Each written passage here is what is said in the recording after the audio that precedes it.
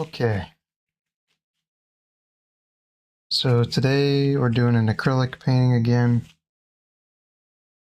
But we're going to use the golden opens.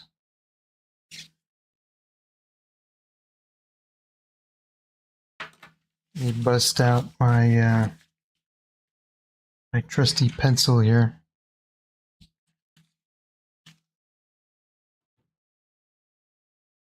Hang on.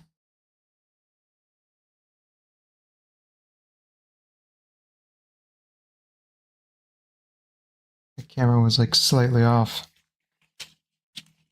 Everything was a little crooked.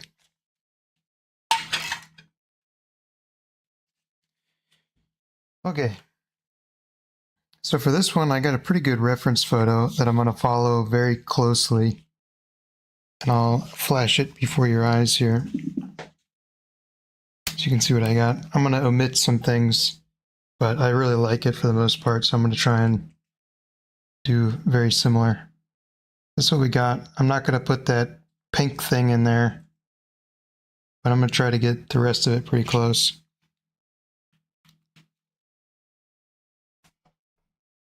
I think that makes for a good reference. I like the colors a lot. Hopefully I'll be able to get it pretty good looking. All right, so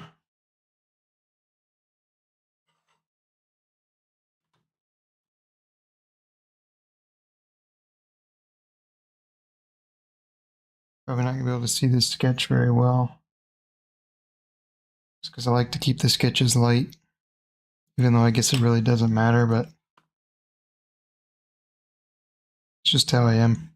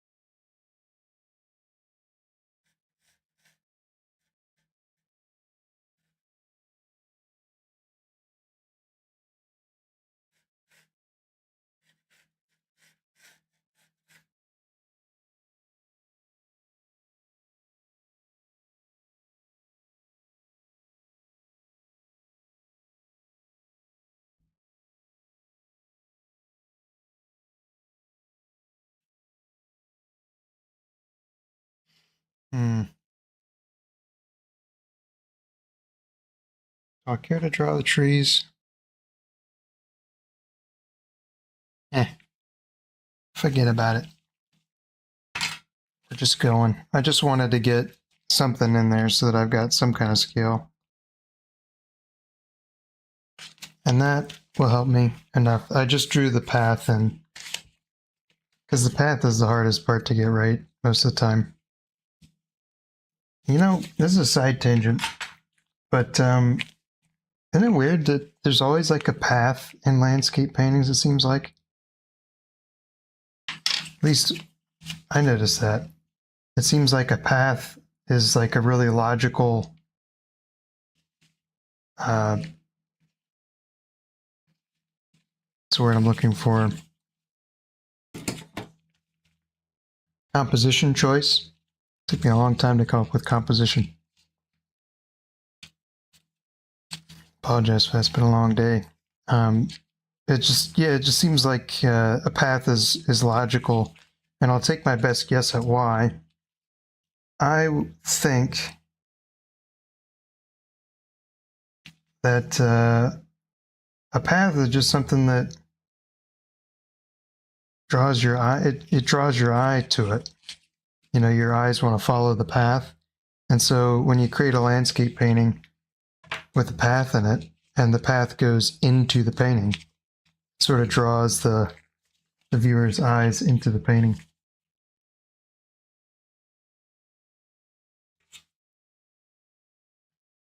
That's my theory on that.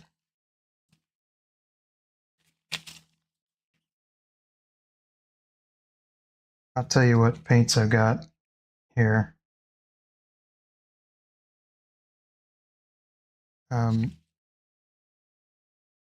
This is burnt umber, ultramarine blue, alizarin crimson. I'm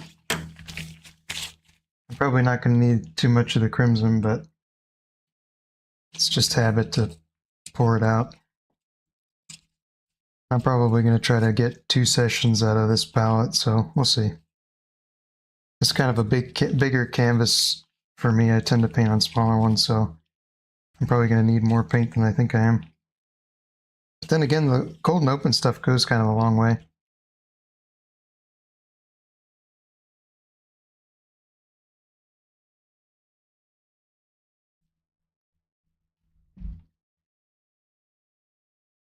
And that's cadmium yellow primrose, which is like the pale hue, or like a lemon yellow kind of ish color.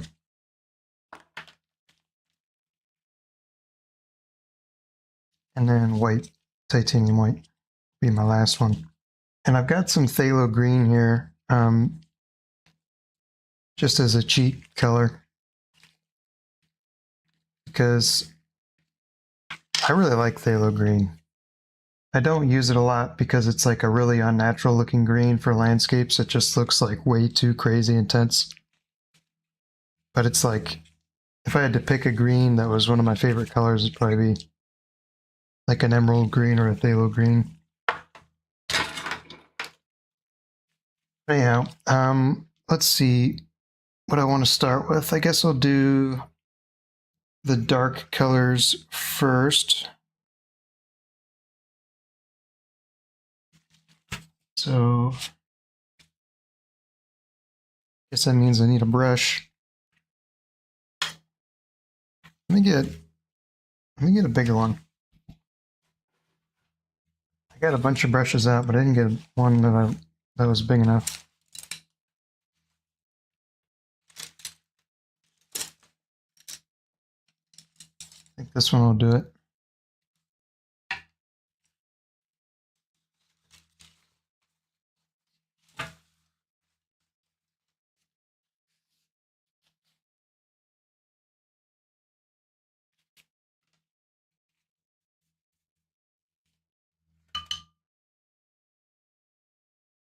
Always the most nerve-wracking part when you're about to start.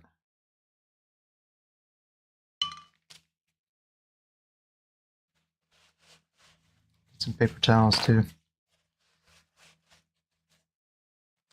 I might have to retreat to my closet to get more, because these are my only, I got 3 left. I don't think that's going to do it. I guess we'll find out.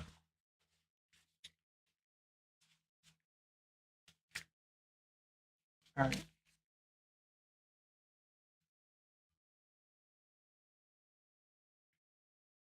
So, doing dark colors first, so I'm going to pick up some of the brown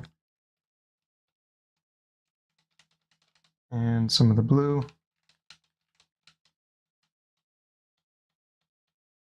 Doesn't sound like you can hear. This thing is crinkly because I put freezer paper over top of it, over top of my glass palette, so I don't have to scrape the acrylic off of it.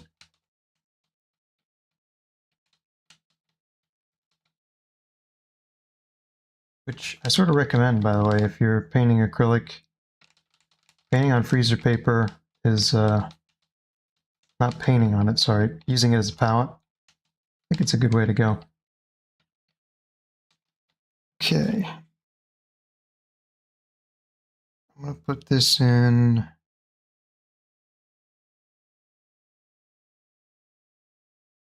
back in here.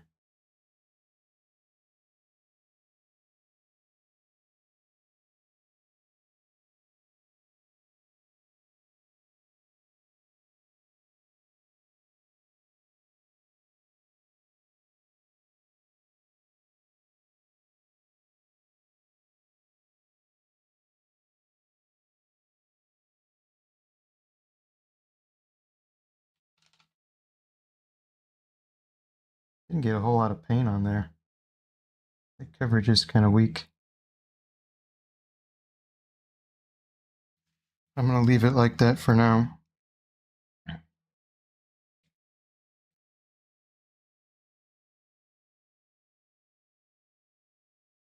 And I'm going to touch some of this onto this tree. It sits right here. See where I want to start them, like here, I think.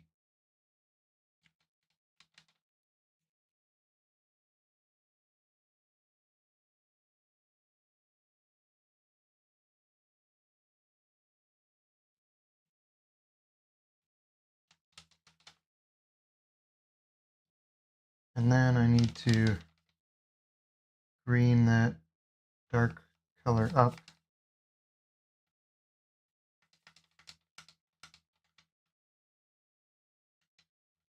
Really hoping you can't hear all that crinkling.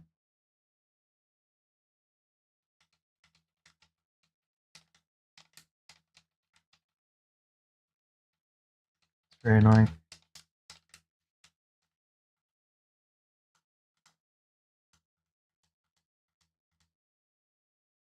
Let's see, is that what we want? It needs to be a little bit more blue.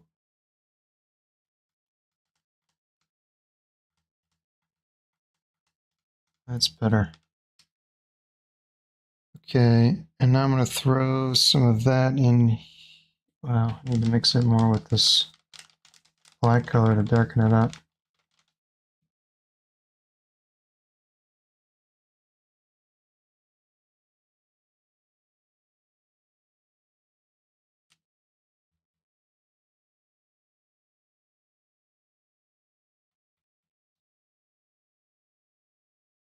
Trying to alter the colors a little bit as I go.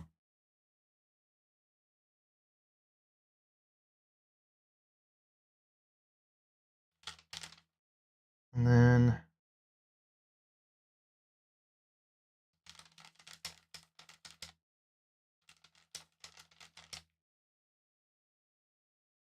it's kind of into a dull gray at the bottom. I'll throw some green in.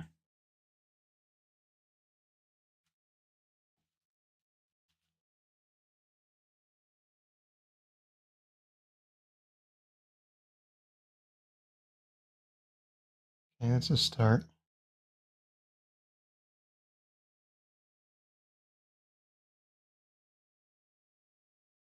There's kind of another tree right here.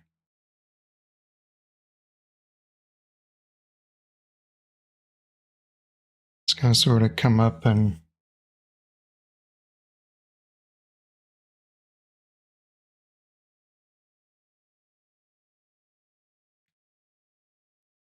go off that way.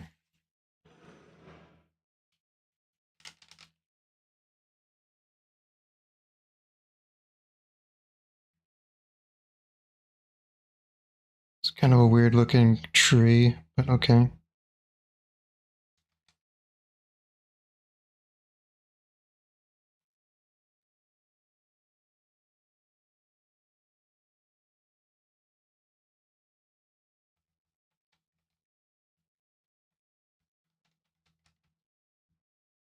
So now I want a more intense green.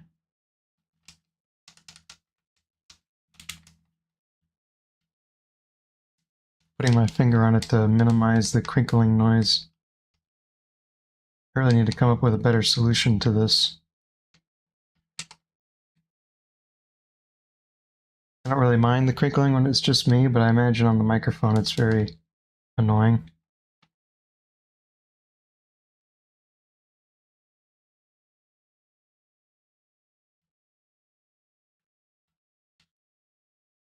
There we go. That's pretty good. I'm thinking I want a little white in there.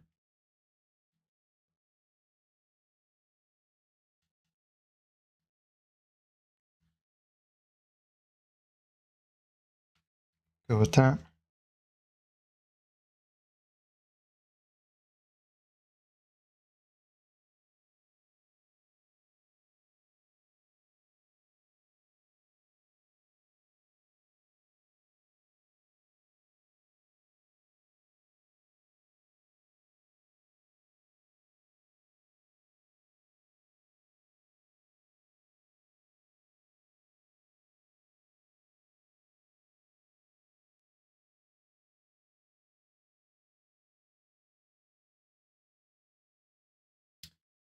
Okay, and that's half of the trees.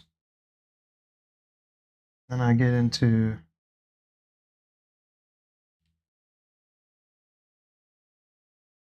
some really pale green over here.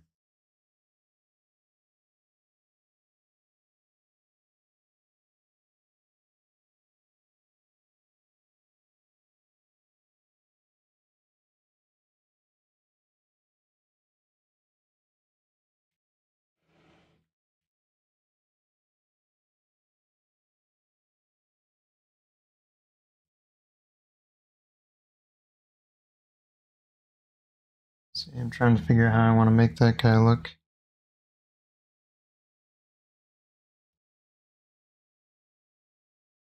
It's a little bit too thick. I can always cut him in.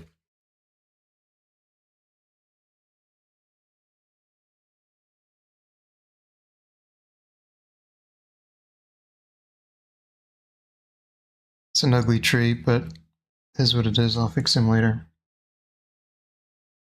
He's got a pal that sits right in here.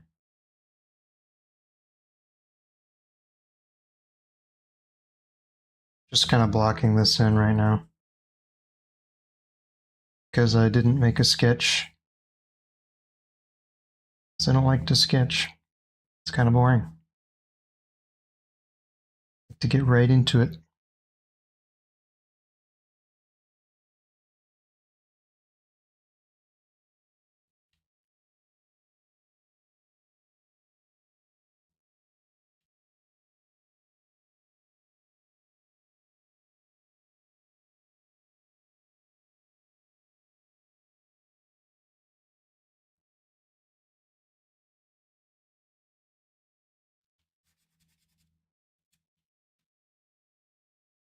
Okay, and then one more tree. This guy I did not leave enough space for. So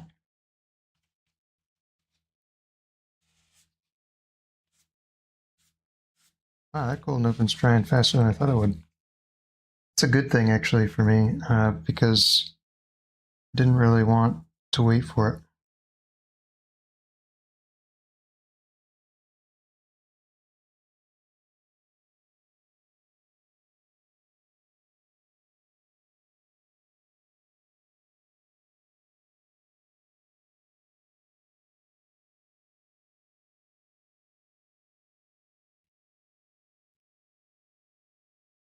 Okay, that's a composition.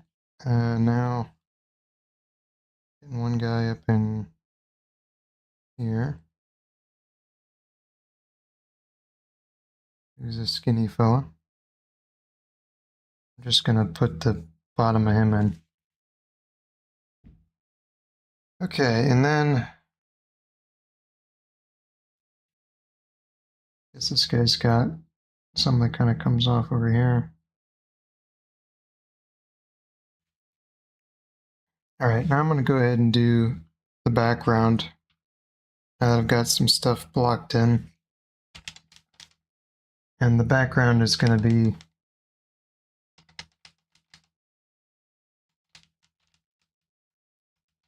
more of that black.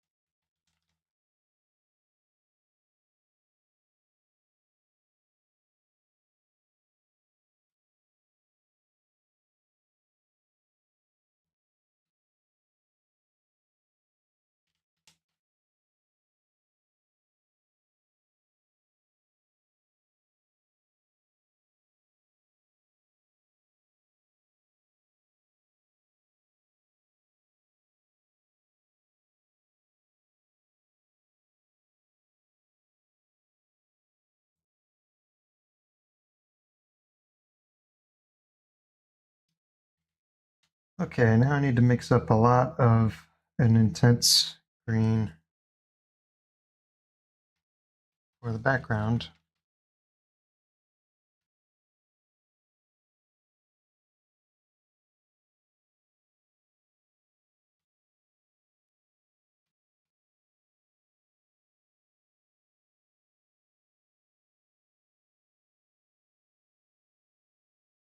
This might be where my phthalo green comes in, because I want it to be sort of milky, but also kind of dark. I'm not sure how to make that happen. I guess actually this is probably what I want here. I guess I don't need it.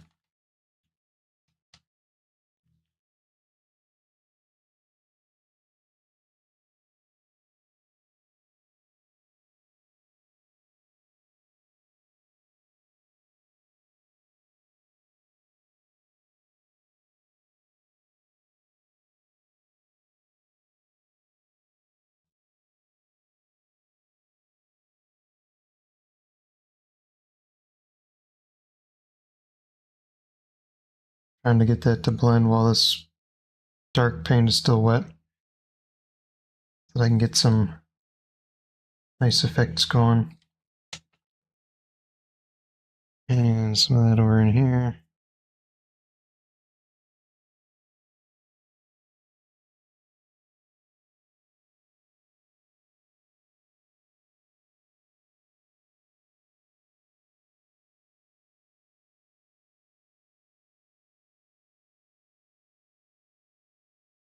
Want a little bit of like a bluer offshoot of that. Not quite that blue though.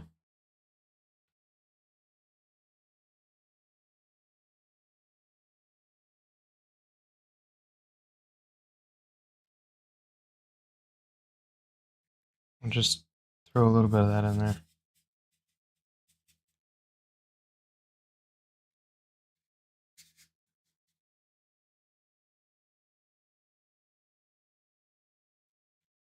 Okay.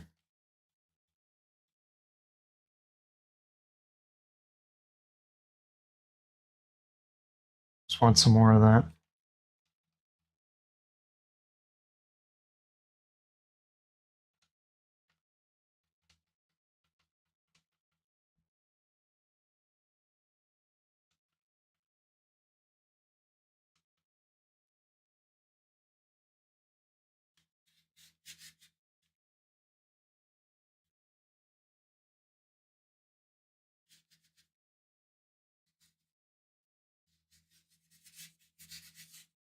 Hopefully I'll be able to get some nice texture and stuff in here. Trying to let there be some kind of dry brushy marks and stuff. Give it an acrylic look. And then hopefully I'll be able to hide some of the ugliness with some details in the trees.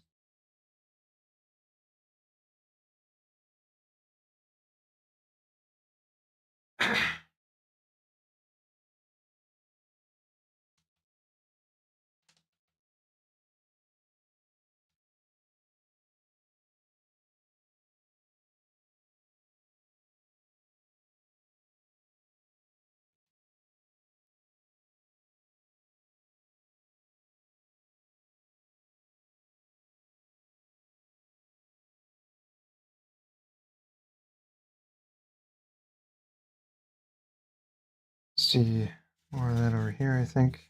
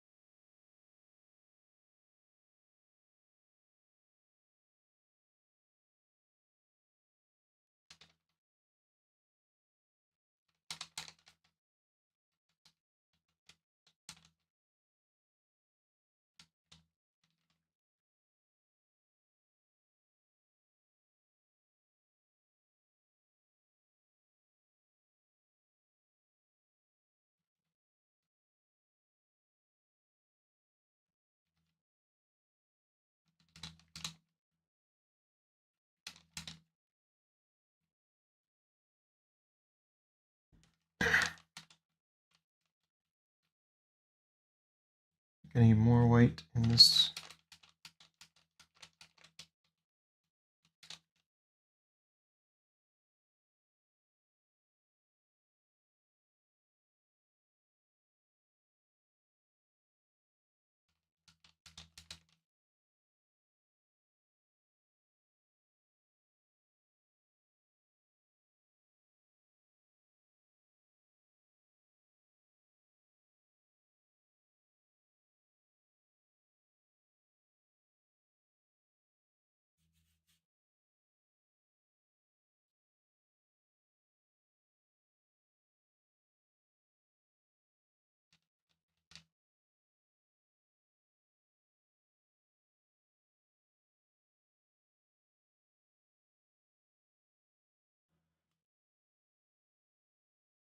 Oh, that's too green.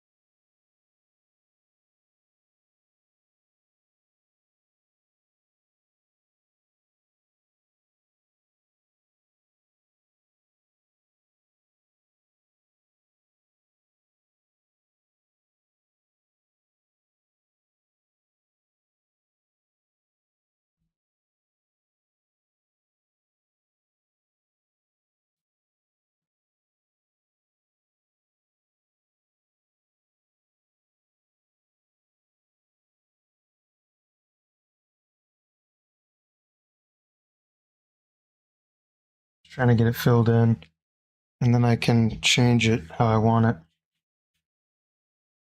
I know I want more texture in it already. I'm going to try to probably dry brush some like streaks in there. And I lost a lot of dark spots too. I've kind of like overwhelmed it with this color.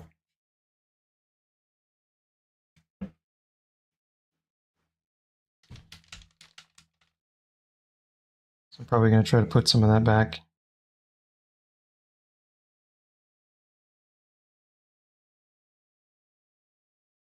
This one might take 2 sessions. I don't know. It depends on how I feel after this one. Because I'm really kind of attached to the colors in this one. I really like the colors. So I want to do it properly.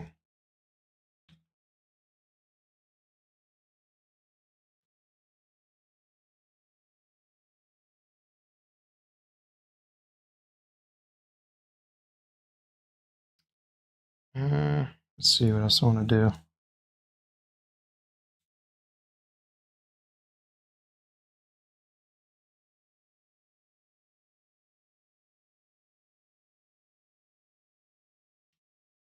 Just trying to add some brush marks in there. And I know what I'm going to do is add some more darks on the bottom. Blend some darks up.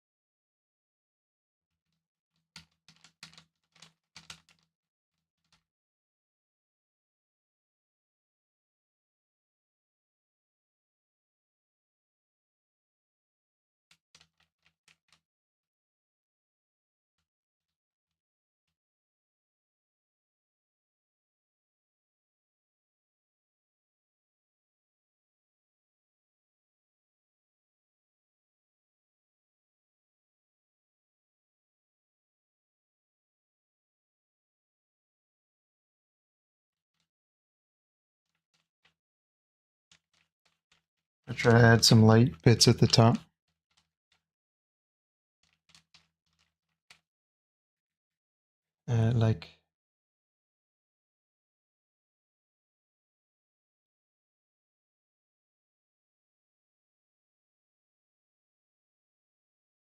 Like so.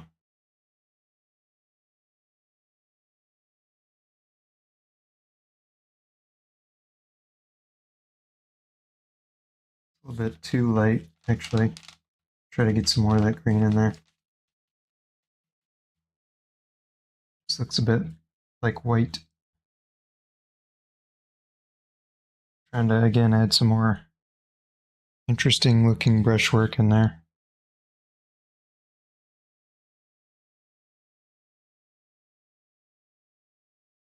Give it some visual interest.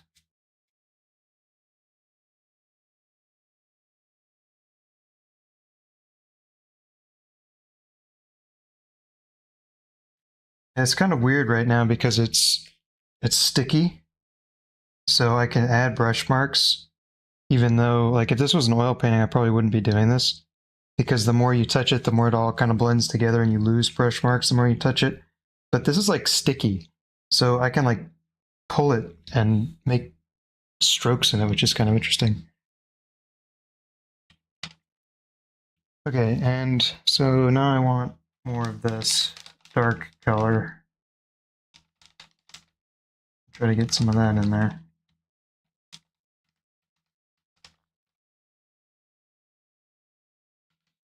That looks like mud, so I'm actually gonna wash my brush. Had too much white in there.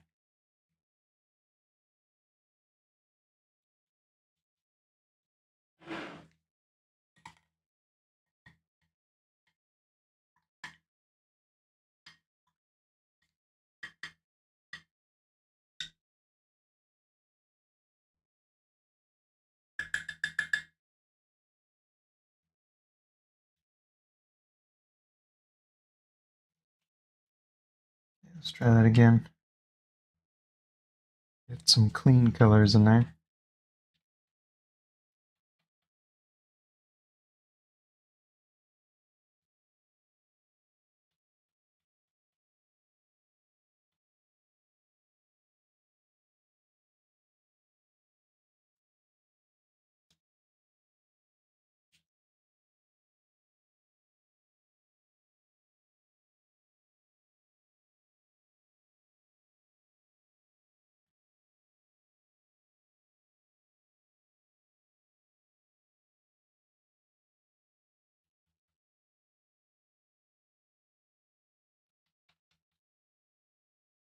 Just trying to get like some shadowy things going on back in there.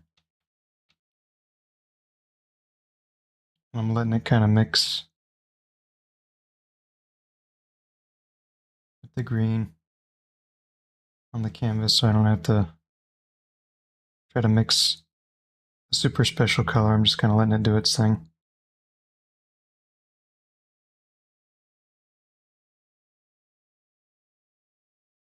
I want to throw some of that in here. Just some subtle bits.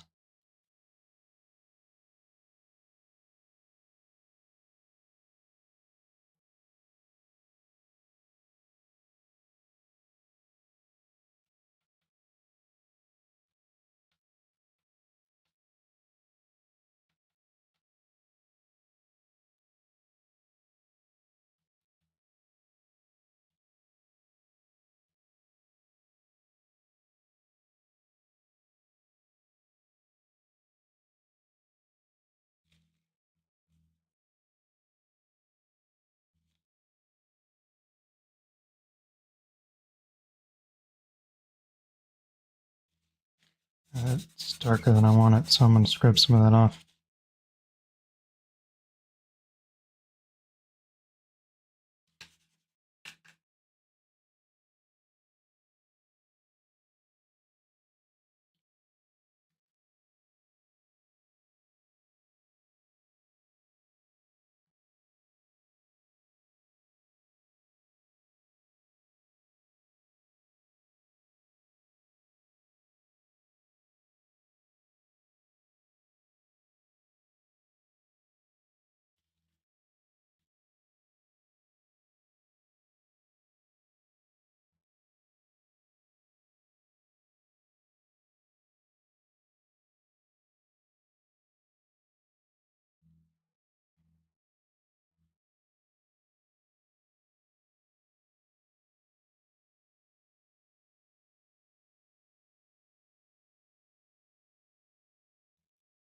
Okay.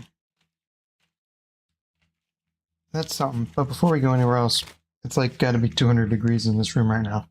So I'm going to turn the fan on. I'll be right back.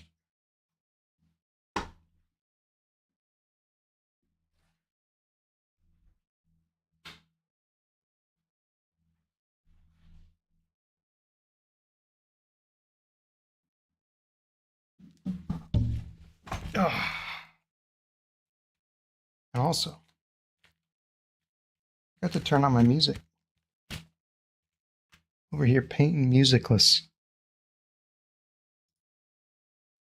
I can't be having that, so how can I fix it?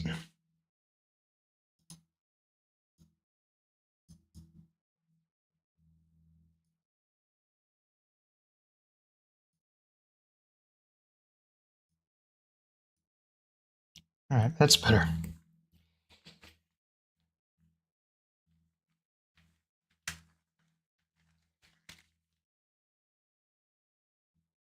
So now I think I'm going to work a little bit more on the trees. Well, actually, let's do some of the grass. It's going to be a very green painting.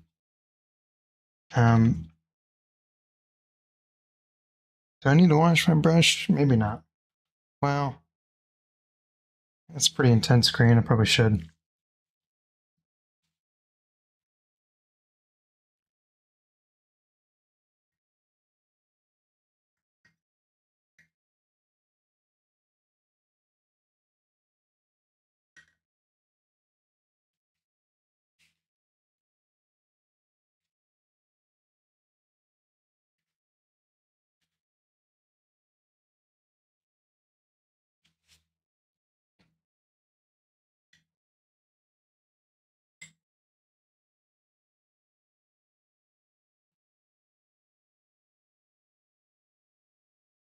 Okay.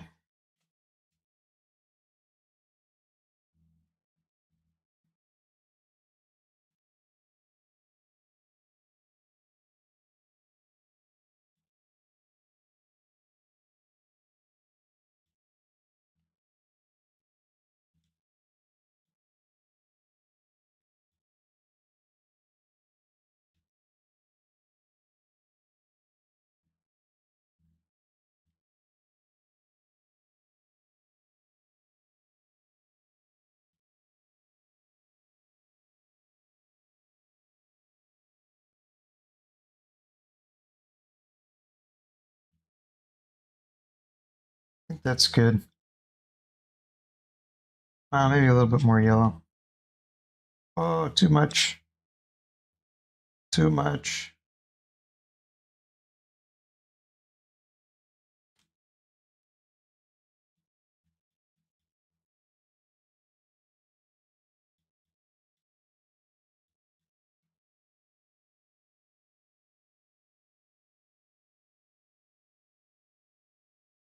Struggling with this one.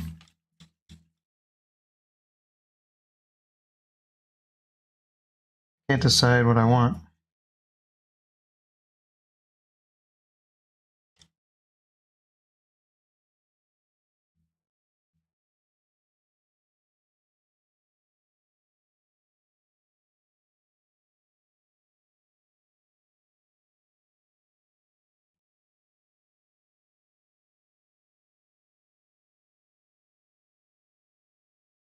I think it's just like I don't know. I think I'm gonna try that.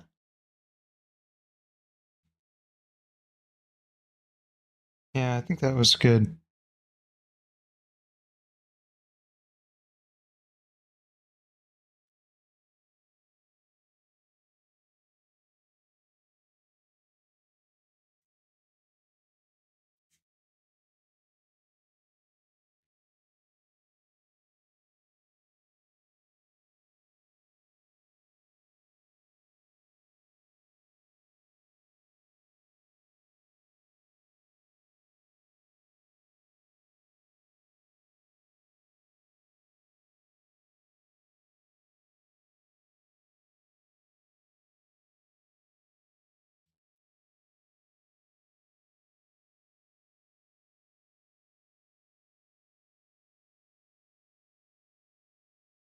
Okay. So now I think I need that, but more yellow.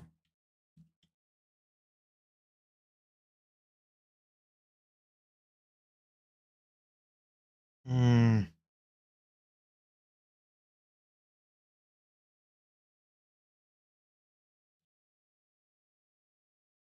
No, not more yellow.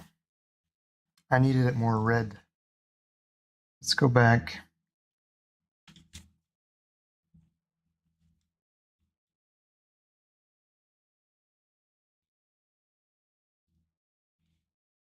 Let's get some of that in there.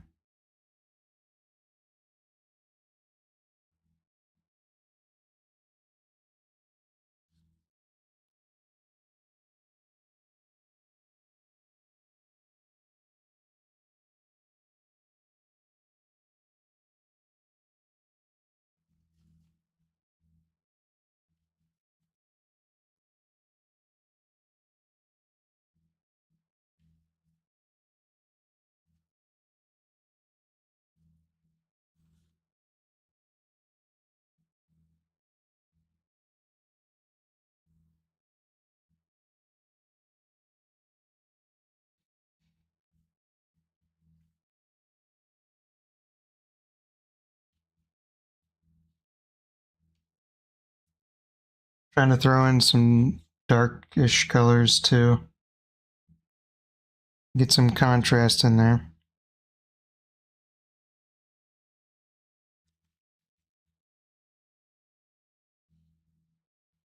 That one was a mistake.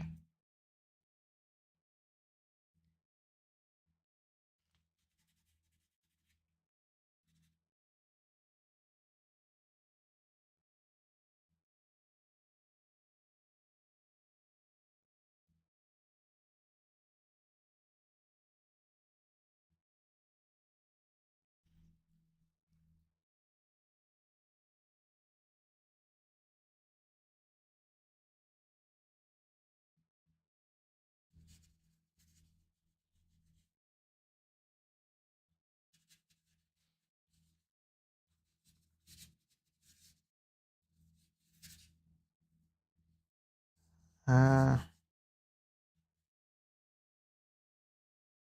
see.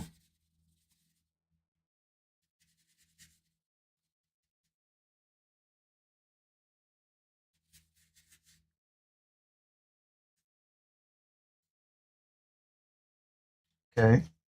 So now I think I need some desaturated greens in there too.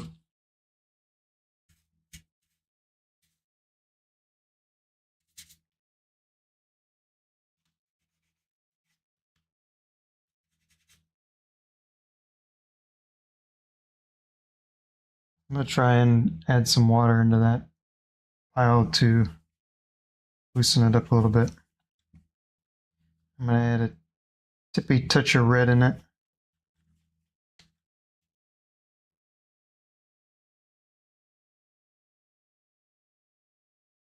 And the red just makes it a little bit like browner.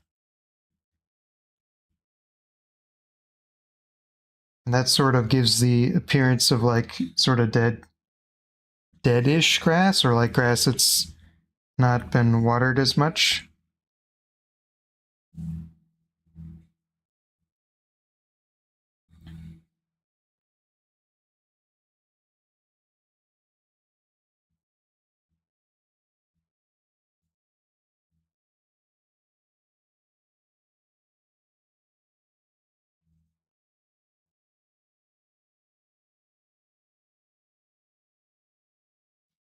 I didn't give myself enough light areas in there, so I'm going to have to come back and fix some of that. That's okay. Okay, so now I need a yellower desaturated green.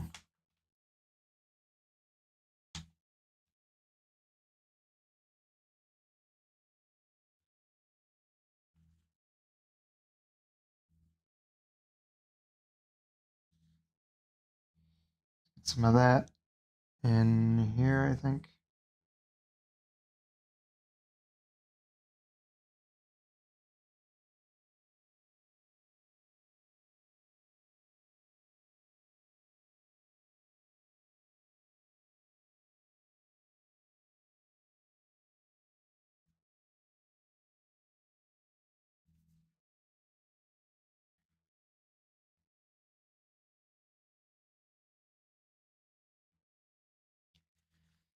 All right, what next? What next? I guess I'll add some dark spots into the greens.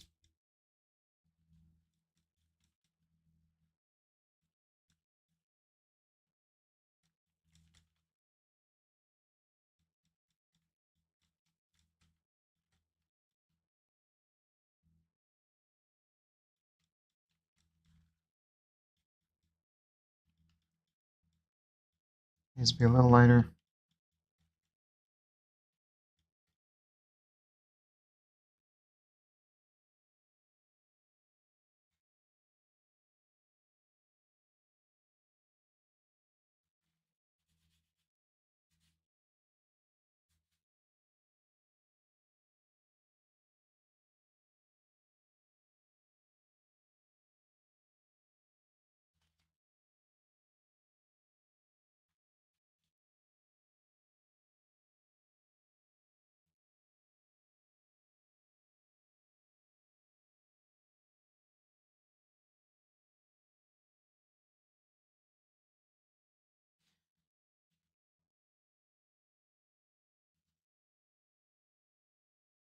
I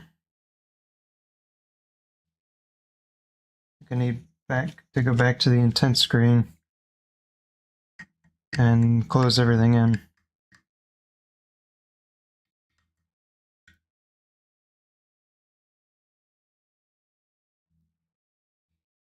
And I think I'm going to just go ahead and switch brushes now that I've got most of this blocked in.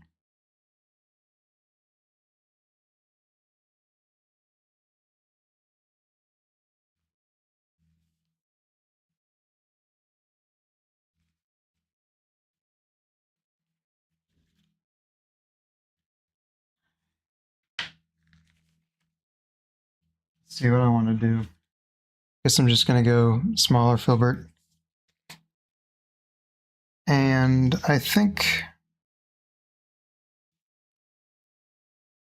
I need more blue.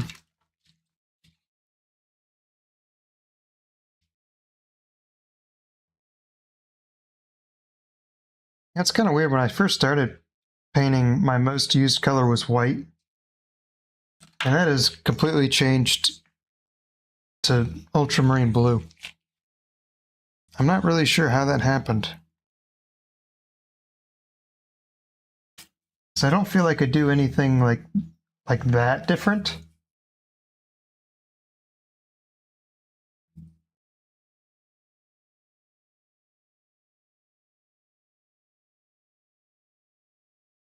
I don't paint like that different than I used to. Not sure how my color. I mean, I guess maybe it probably has to do with the paintings I was doing. Probably not so much the technique, but more just what colors I was actually painting.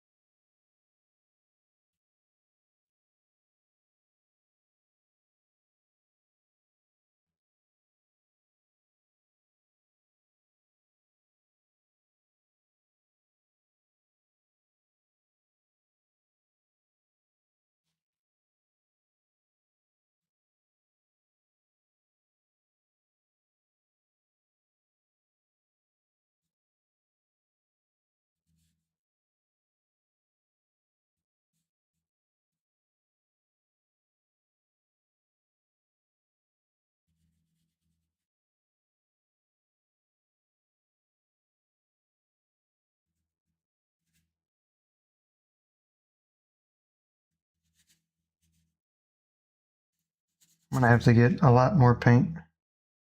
I'm gonna be doing this kind of painting on top of myself kind of business.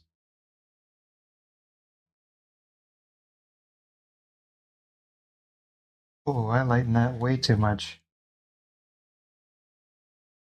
Oops.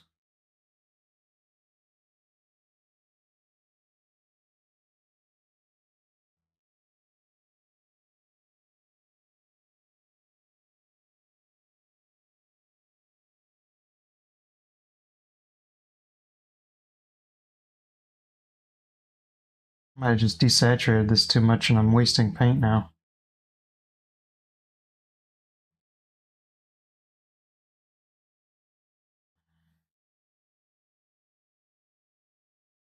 I don't want to put it on quite that thick, but let's see what we got.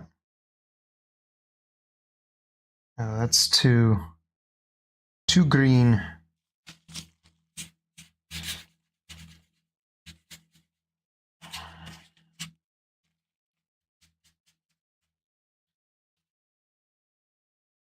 Just wiped off a bunch of my black. I'm gonna have to put that.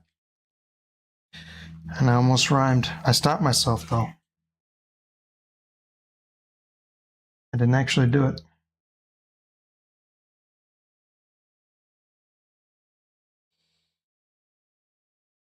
You're welcome.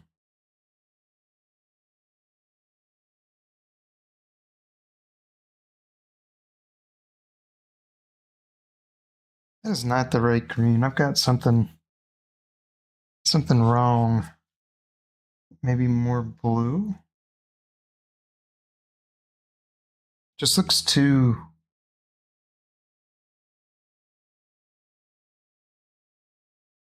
It looks wrong. That's what it looks.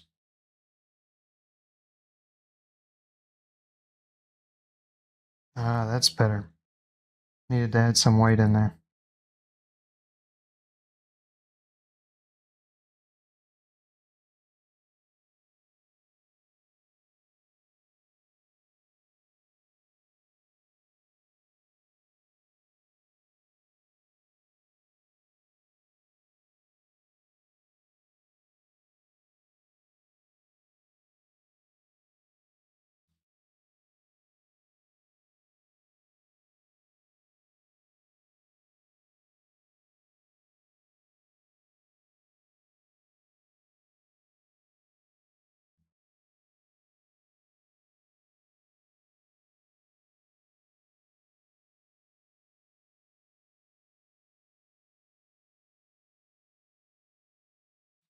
Ooh, I goofed there. No, maybe I didn't. We'll leave it.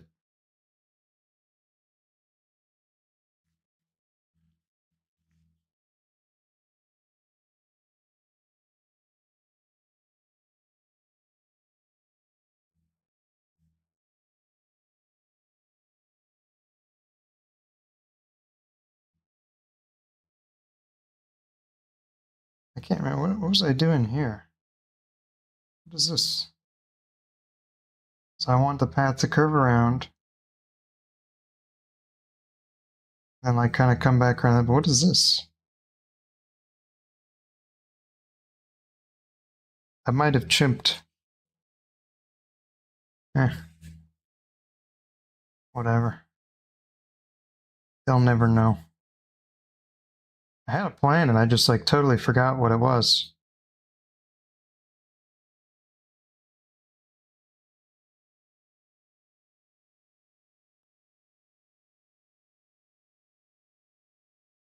And I think I can take this green, throw some yellow and white in there. A little bit more white. And throw this in here.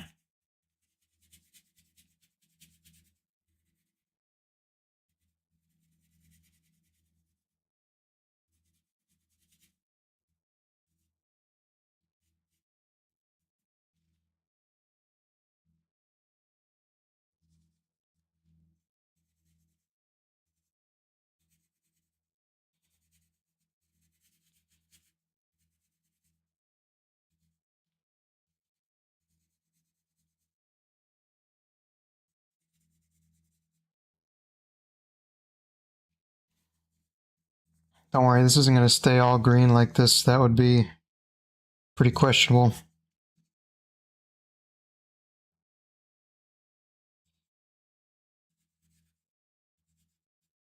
There's going to be some flowers there.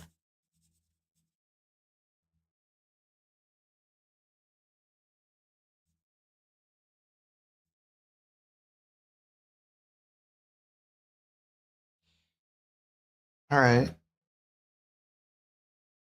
now I want to add some, oh, that's a lot of brown.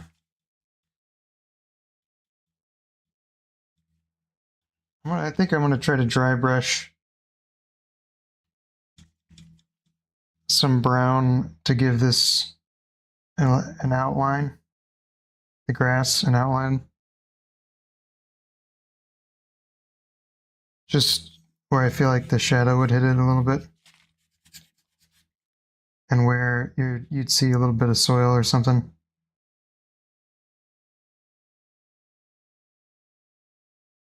I don't know if I like that actually, but I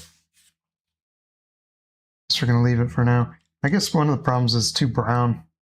You throw some blue in there, like it's a little bit green.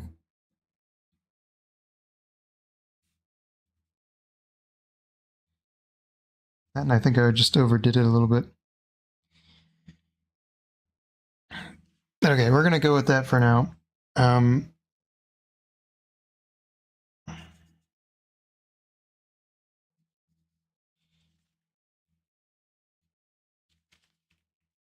That was just lazy, me being lazy. And I forgot to paint in here. Whatever. I'll figure it out. The reason I'm complaining about that, or bringing it up anyway, is just means I'm going to have to remix those colors again. The background colors. But I think I'm going to maybe try to get more texture in that background anyway. Not sure. I haven't decided.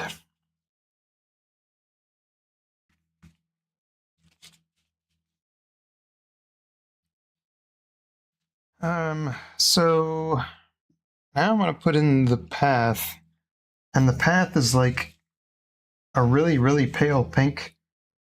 So I'm going to put like a tiny touch of red over here, and then just cover it in white.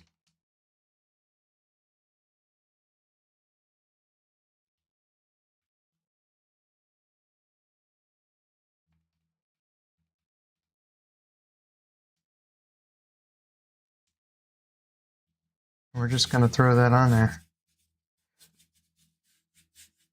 Just when I cleaned off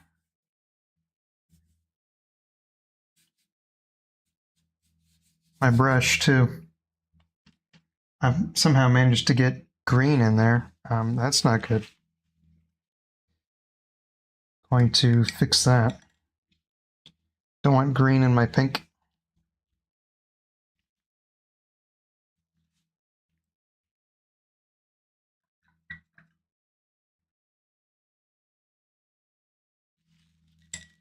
That's a good tip, I guess, is if you struggle with getting really intense colors, it could have to do with you're mixing too many colors together. So if you want like a really intense pink, basically that means you have to put like only red and only white in it. And you kind of have to hit it first try on a lot of really intense colors if you want them to look right.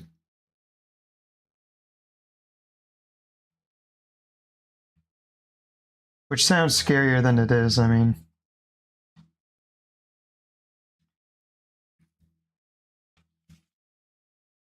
In a lot of ways, I think that neutral colors are harder to mix. Just because you're not used to looking at them. I mean, when I paint anyway, I tend to think that if I just color the canvas in really intense, pretty colors, the paintings will look good. But it turns out that the duller the colors are, the more your vibrant colors will kind of pop out. So if you focus on just making sure you've got your values right, you can add kind of features into your painting where if you want somebody to look somewhere, you just add one really intense color and everything else is kind of dull. and it'll draw their eye right to that intense color. I don't really think I'm doing that in this painting very much, but I'm just talking because I gotta talk. Otherwise this would be boring, wouldn't it? I'm trying to do some knowledge sharing here. Not that I'm especially knowledgeable, just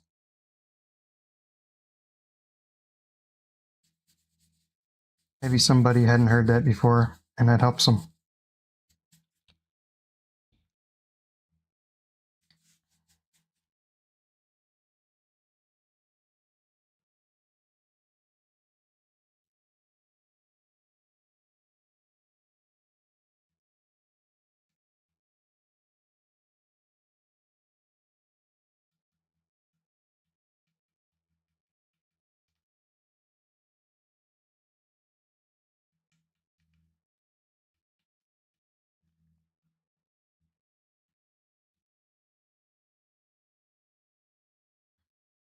So here, this is golden open, so the paint's still a little bit wet. And so I don't want my paints to mix. So basically I'm just doing the oil thick over thin rule where I just mixed up a lot of paint. I don't know if you can really see that, but there's quite a lot of paint on this brush. And so that's going to allow me to just paint right over top like that and cut that edge in nice and crisp. And if I wanted it to be a little bit more blendy, I could use less paint.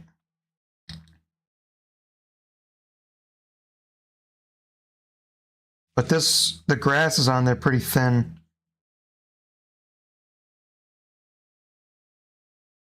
I don't know that I intentionally did that, it just sort of worked out that way.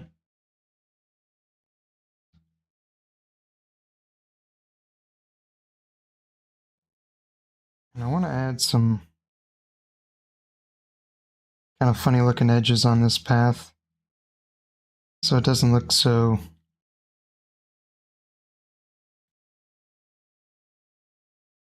uniform, I guess.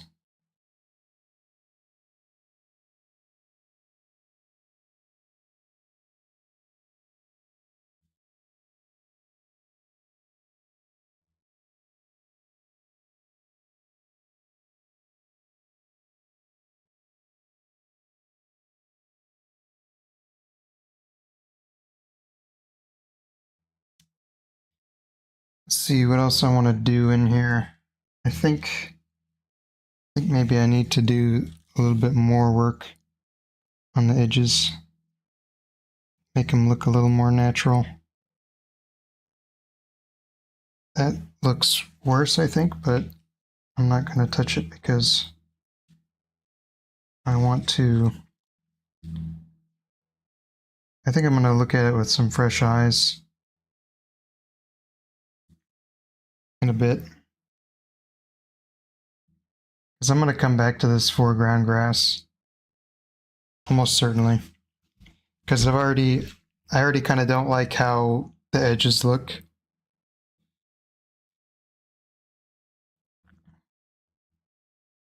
I also kind of want to throw in. No, I don't. I was going to say maybe like some pink salmon colors in there, but I actually have decided against that. I don't like that idea anymore.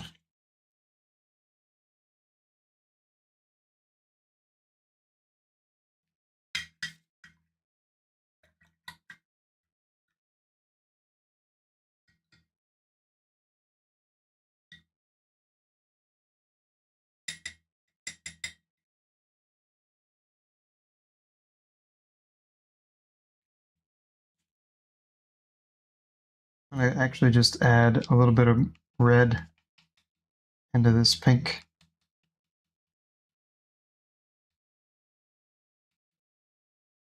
I don't want a lot of red. Basically, I just want to add some darkish spots on the path. Just darken it just a tiny bit in a couple of places. just so that it has a little bit of texture. You see, you can't even, I'm looking at the screen.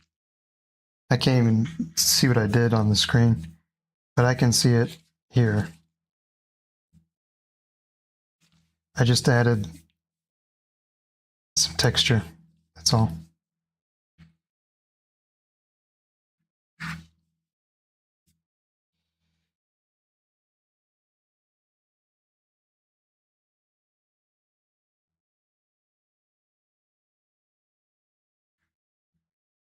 Oh, going a little overboard here.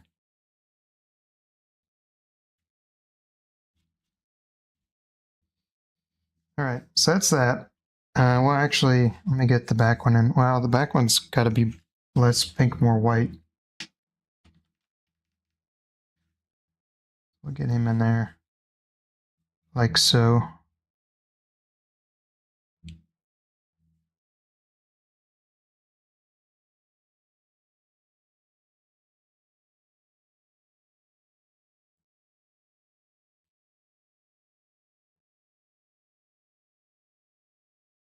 That doesn't look quite right. I think it's too thick. So let's get some green in there.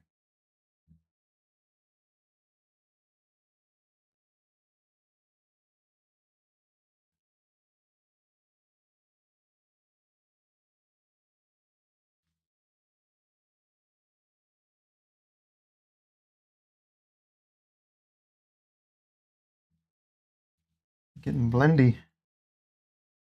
Don't like that. I mean, blendy's not a bad thing. I mean, a lot of really beautiful paintings are beautiful because of the blending, but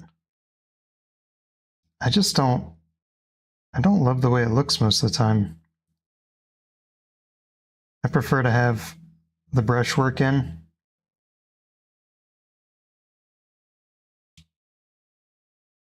All right, that looks better to me. Now this painting needs trees pretty desperately, so I think that's next step is trees.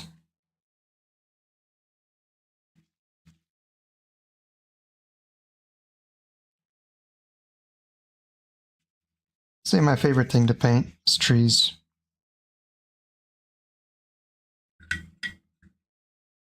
Especially the tree trunks. I'm not real good at painting leaves and stuff, but tree trunks I can do. It's just a line. I can do a line. A line that's thicker on the bottom. That's about the extent of my thought process when I'm doing trees.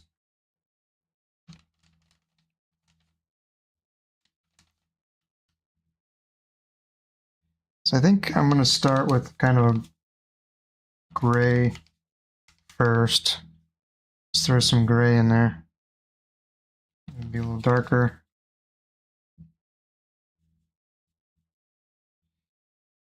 I'm really going to have to cut that edge in here.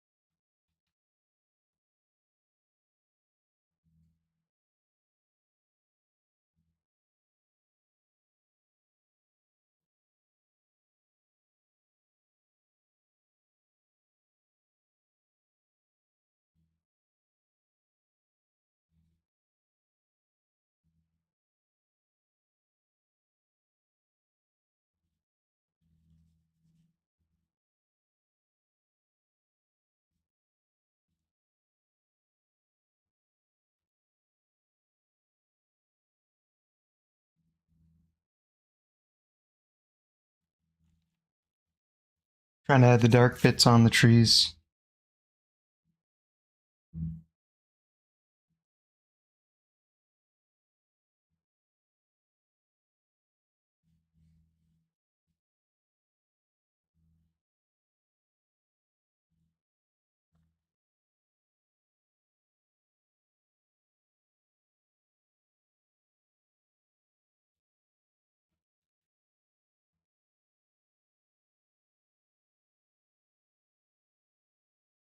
Wish I had left myself more not sticky canvas. My canvas is real sticky.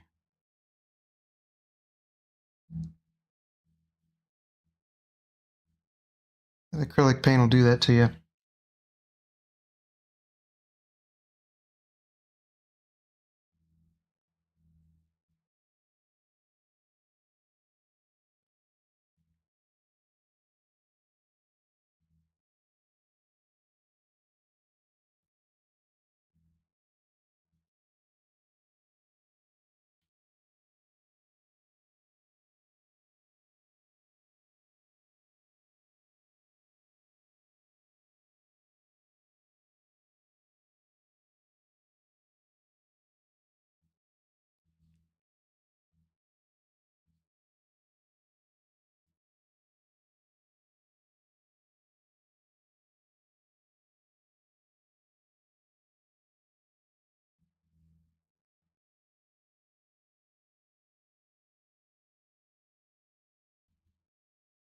Huh.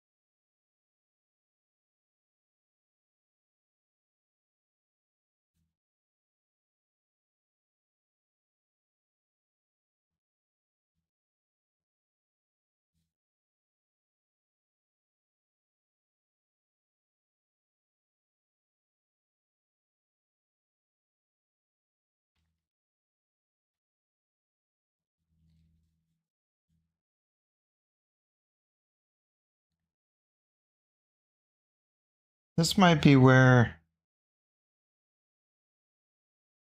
this painting turns into a 2-session thing, because I really want to use dry acrylics on these, and these golden opens are not going to dry, because I really want to add a lot of detail into these trees if I can.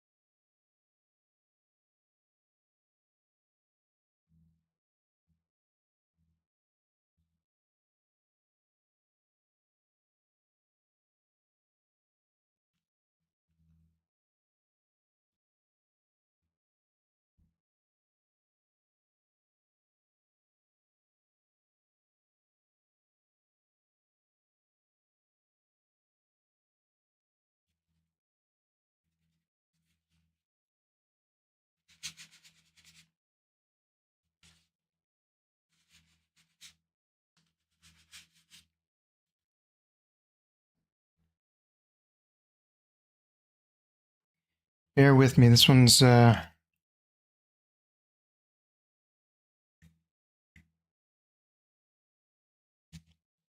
fighting me, as they often do.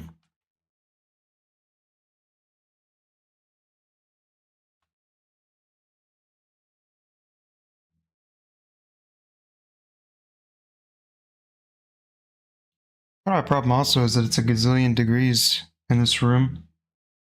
I'm sweating my Batutski off over here.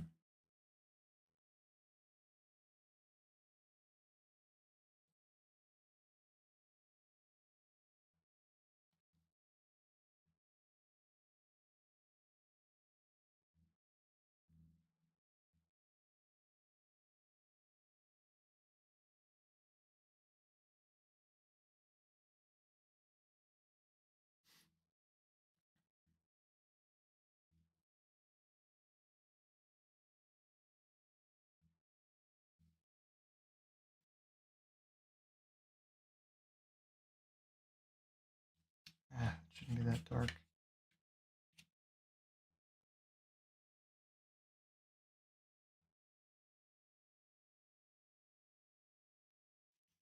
Alright, it's time to start mixing colors for this thing.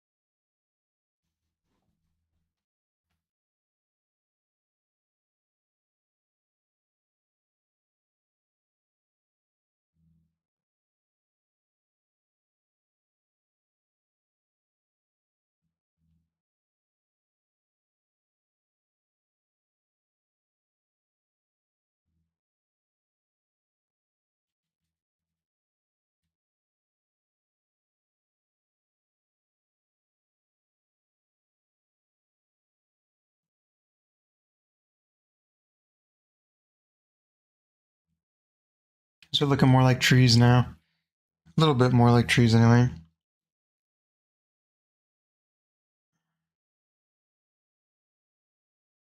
Having trouble with the contrast. I think I need to add a little more brown into this.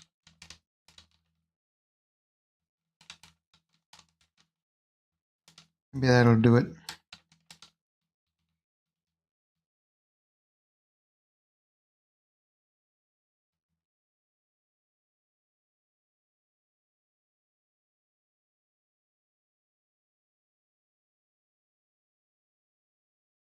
That is definitely better contrast. I also just need more darks in there, I think, too.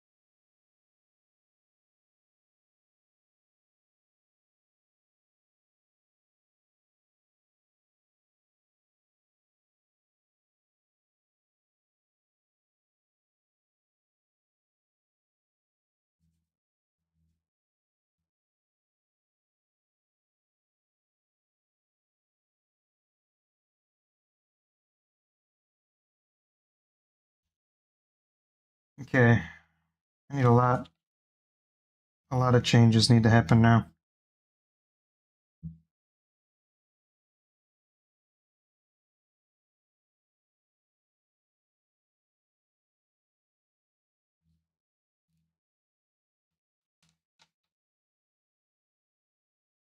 I'm taking my time with this one. I want to try to get some good colors in here.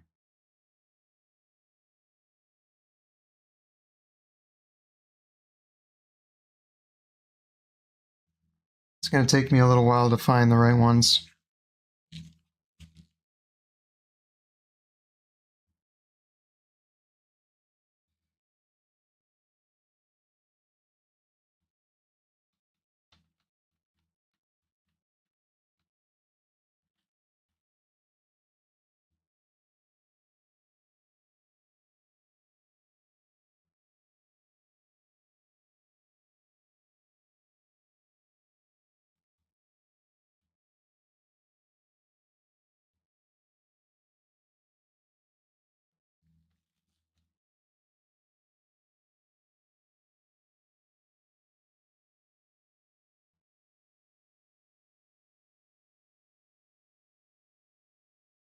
Oh, it's too dark.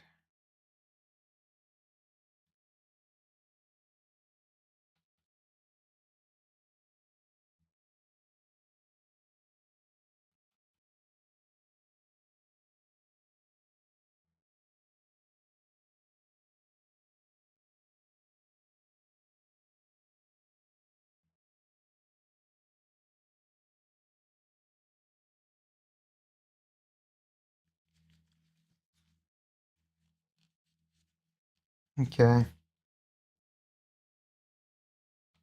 It's too brown.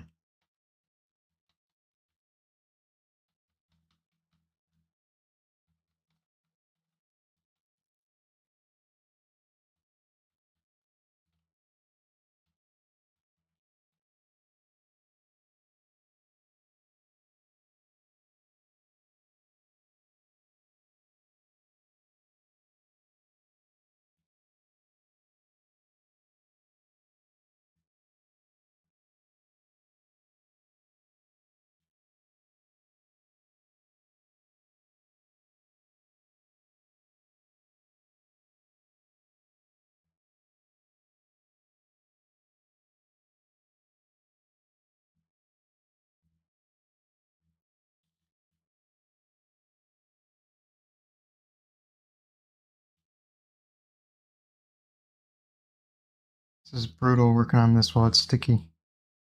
I hate working on sticky acrylic. It's painful.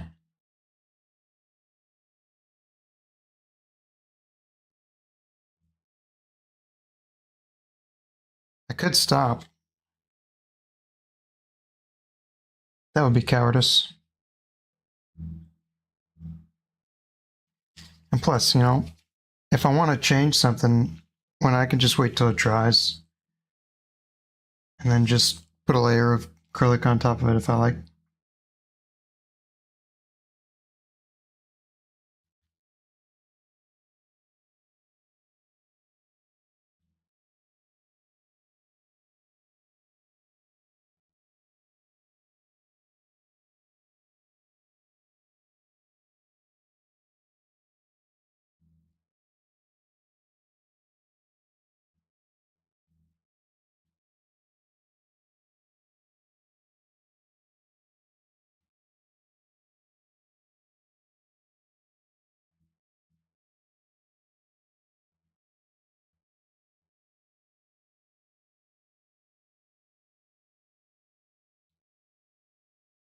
All right, let me get some tube black here.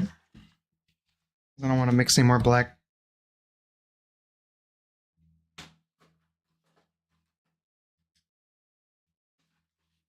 Tired of it. My black is too gray. Which is a good thing, but I just want like some straight black in here.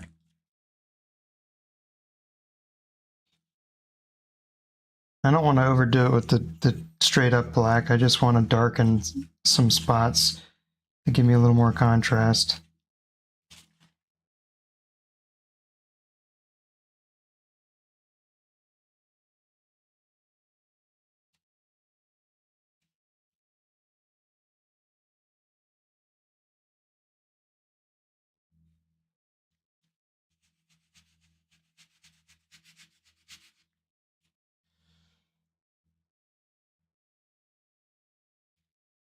Ugh.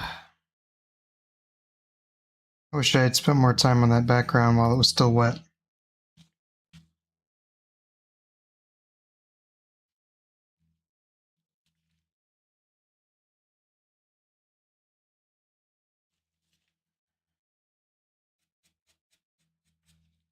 Now it's just, it's going to fight me the whole time. It's my own fault. I done it to myself.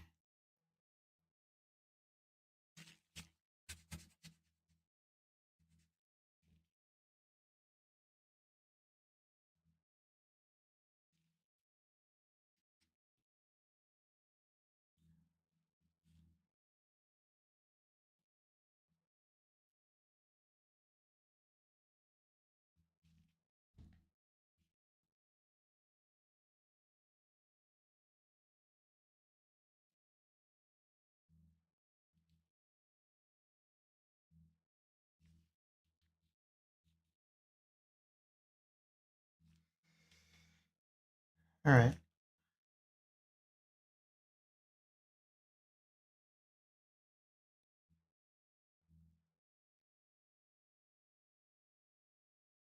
I'll let those trees, well, actually, hold on.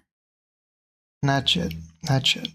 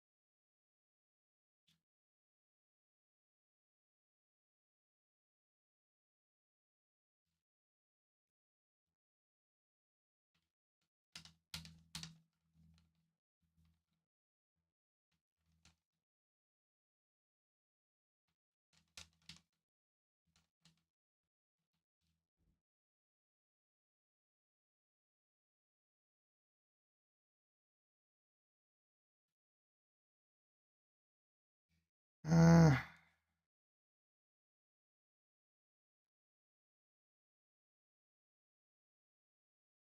just making like really tiny color adjustments because I don't want to overdo it. I'm tired of repainting them trees.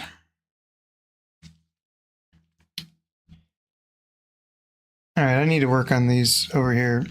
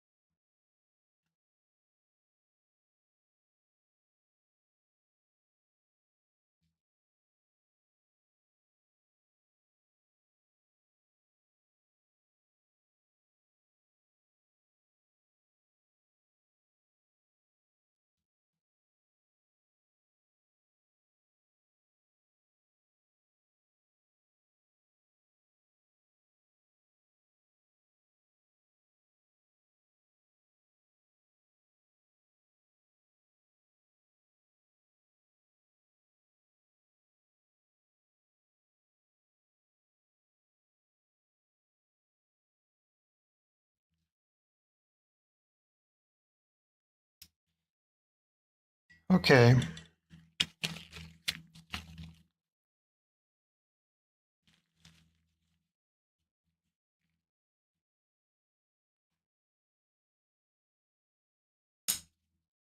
I'm going to switch this round just because I want to. We're going to find out if I like it. I probably won't.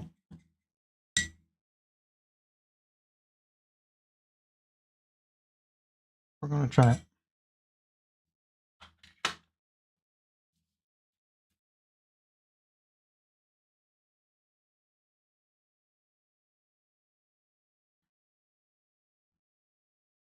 So,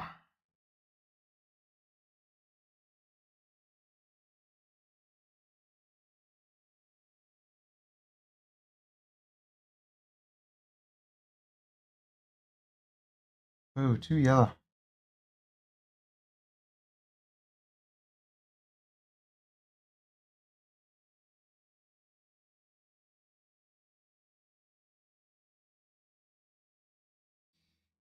All right. Oh, disaster. That's way too green.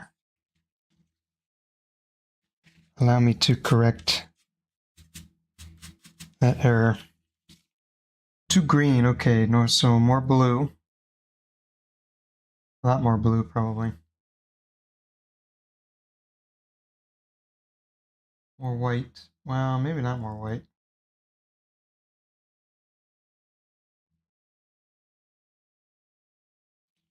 How do you feel about that? That's better.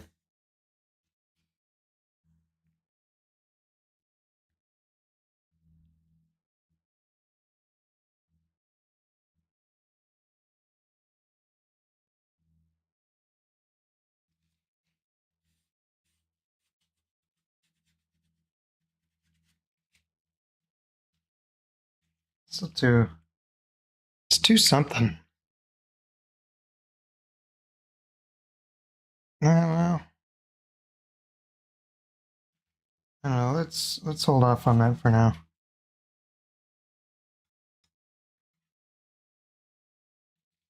To put my gray back in there. So I did some damage here.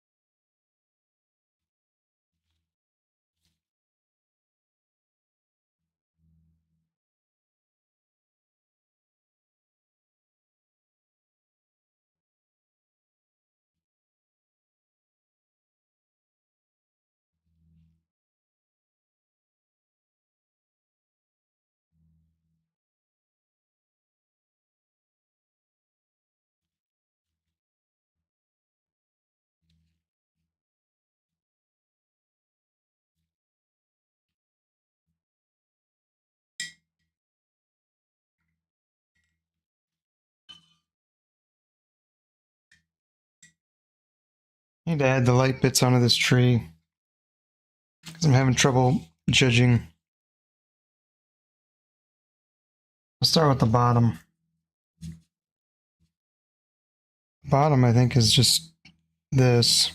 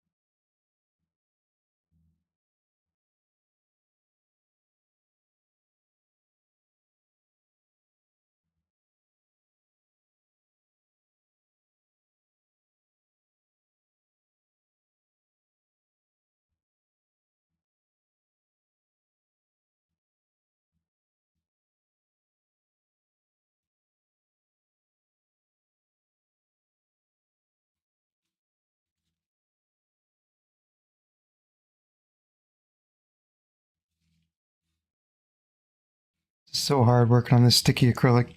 It's terrible.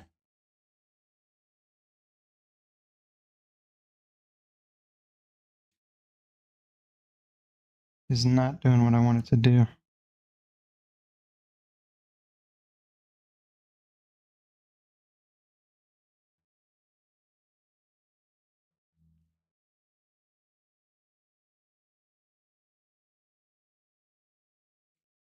It's all just blending together.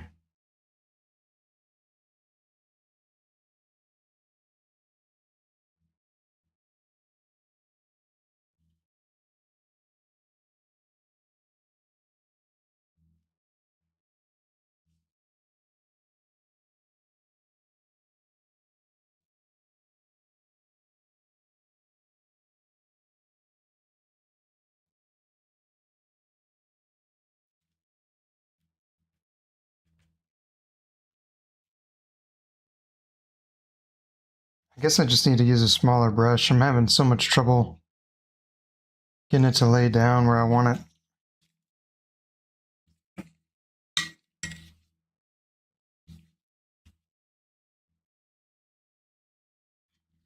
Just using this flat.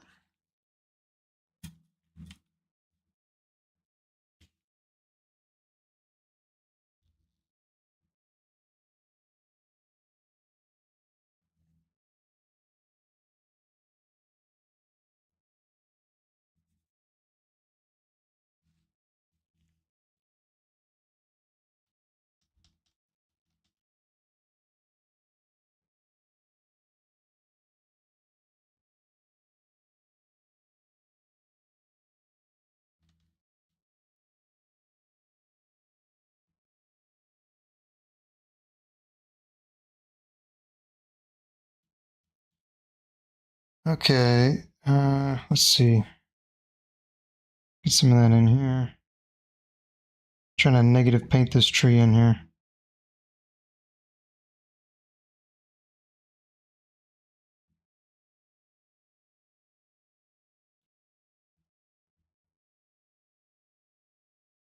There's always something in these paintings that fights me.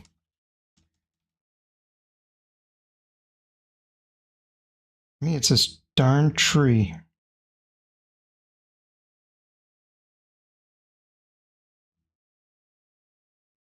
It's fighting me tooth and nail over here. Let's see what else. I think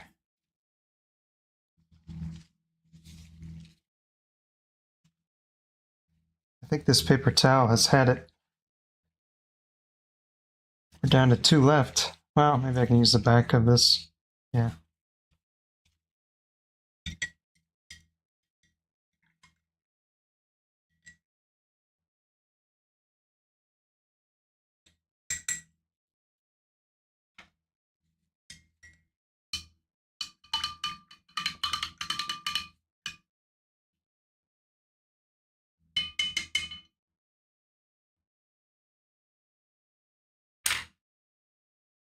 Where's my, oh, there it is.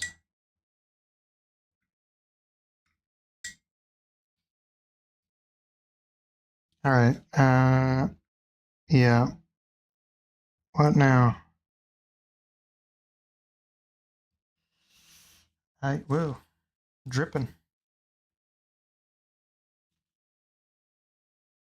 Oh, I dripped on my path.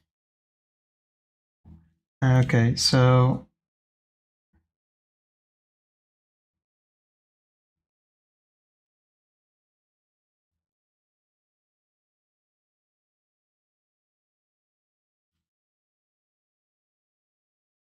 ooh, yuck.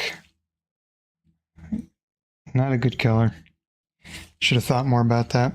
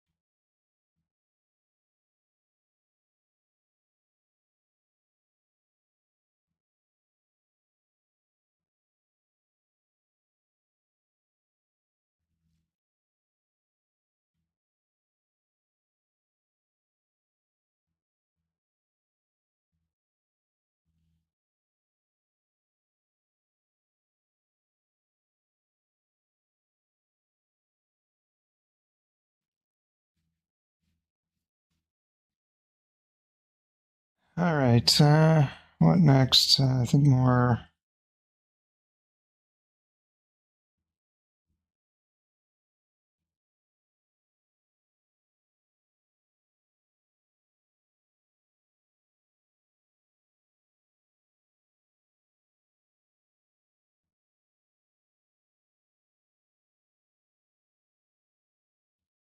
I think I just made mud there.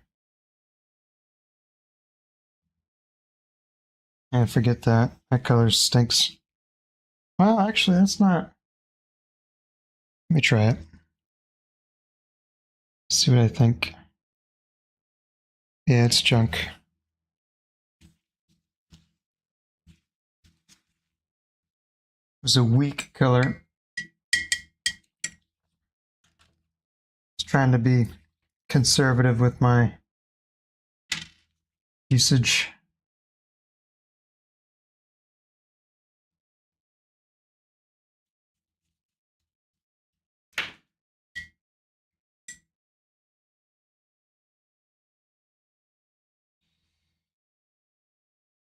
All right. Let's see what I want to do here. I want like a really light green. So I'm going to go white, a little bit of yellow, and then just like a tiny, tiny bit of blue.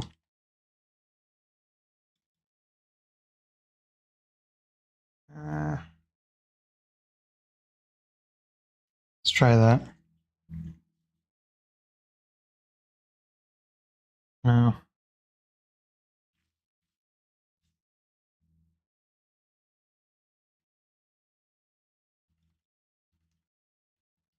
About this. That's it.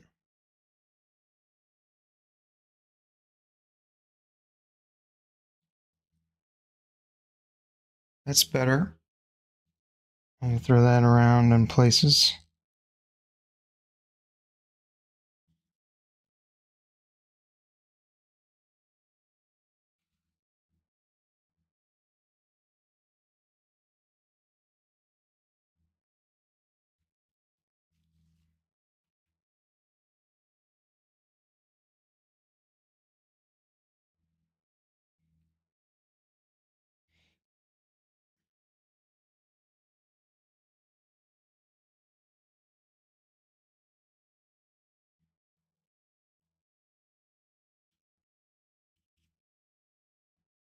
Okay.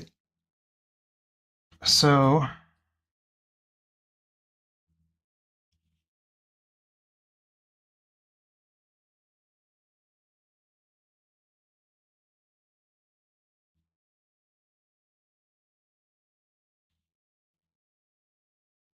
I think this tree is still ugly. So he needs more love. You can call it that.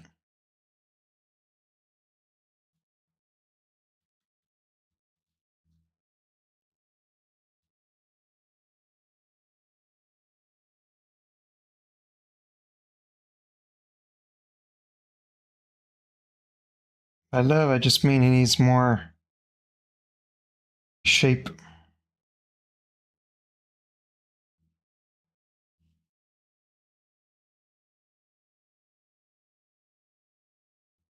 In contrast, right now he looks like a blob.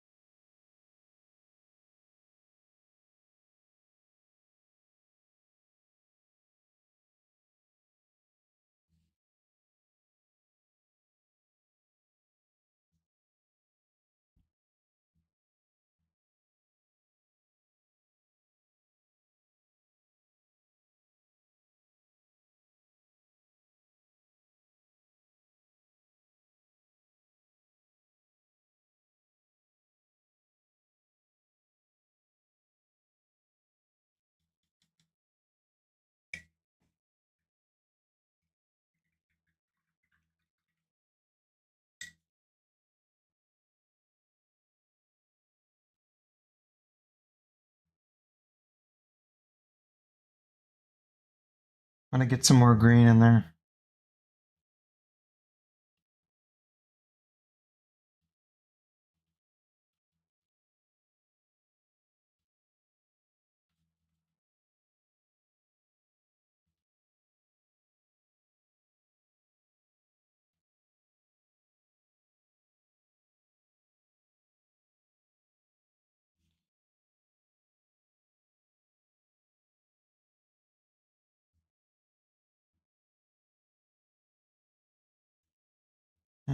It's not quite the right color. It needs to be a little bit more yellow and white.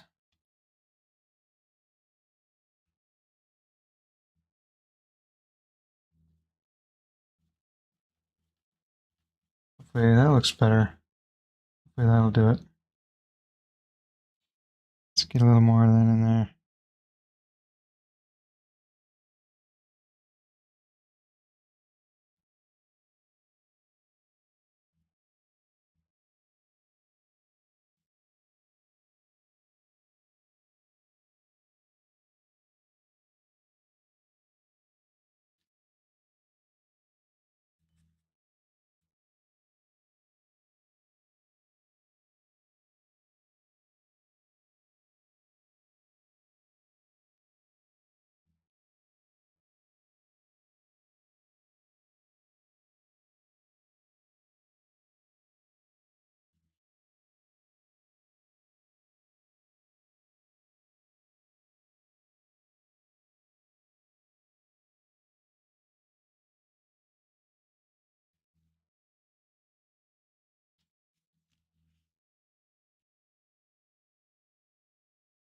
This thing is still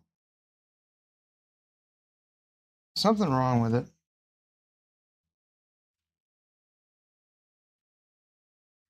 It's not got enough contrast.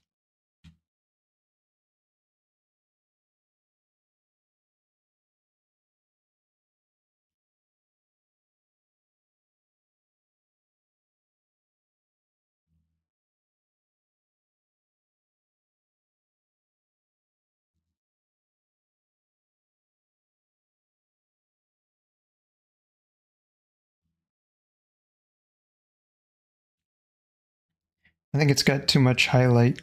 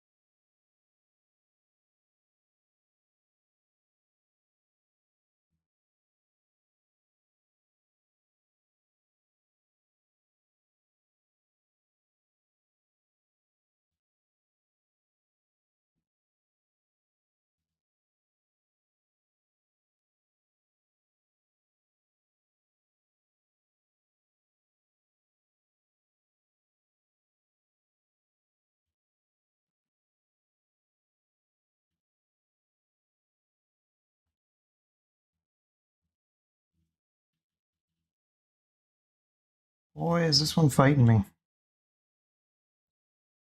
Just realized I haven't said anything in like 10 minutes.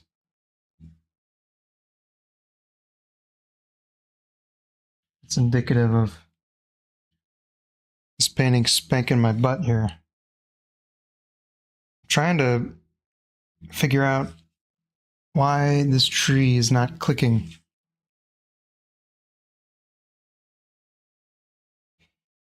There's something wrong with it.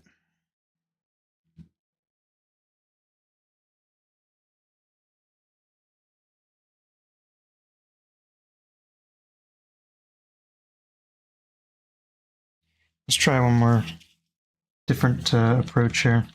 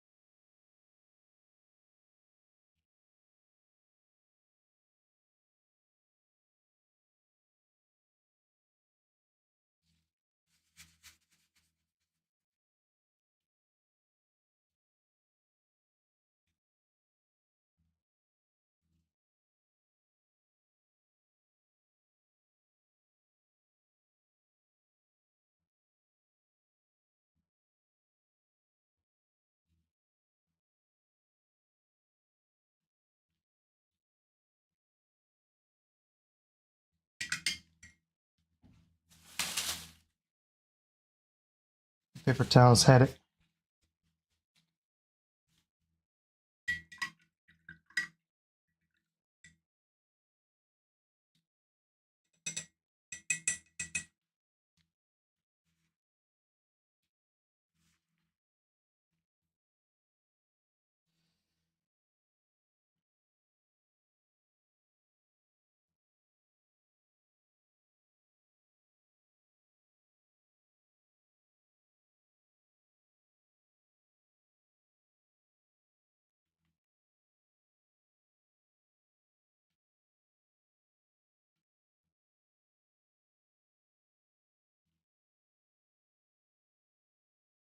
It's too intense.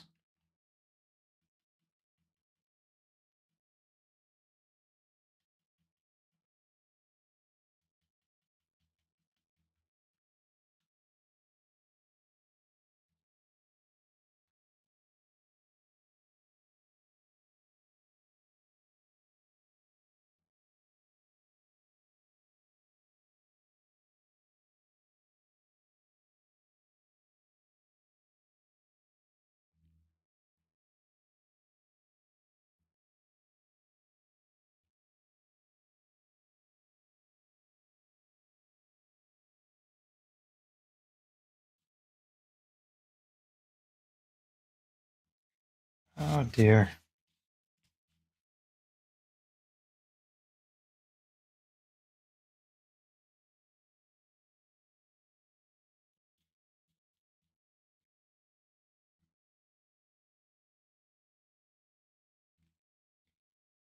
I don't know. I might have to come back later and try to fix that tree. That thing is not turning out the way I want it to. And it's not terrible. It's just not, it's not what I wanted.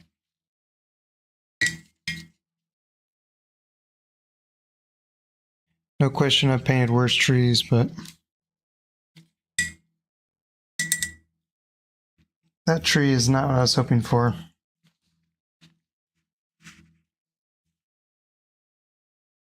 I'm out of blue. I'm slowly kind of switching off of the golden open as I run out of it. And on to regular acrylics. So this thing will dry faster. So I can work on it maybe another day this week. I mean, even golden open will dry by the end of the week, but I don't have that much of it anyway. Where's my... Oh, okay.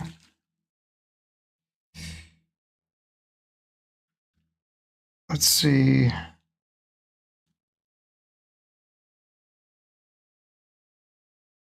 Yeah.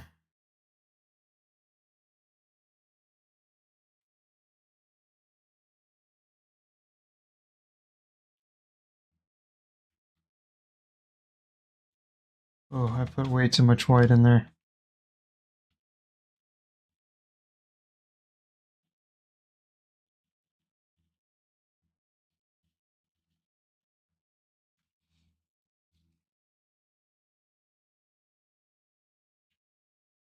Just trying to dull this color up back here.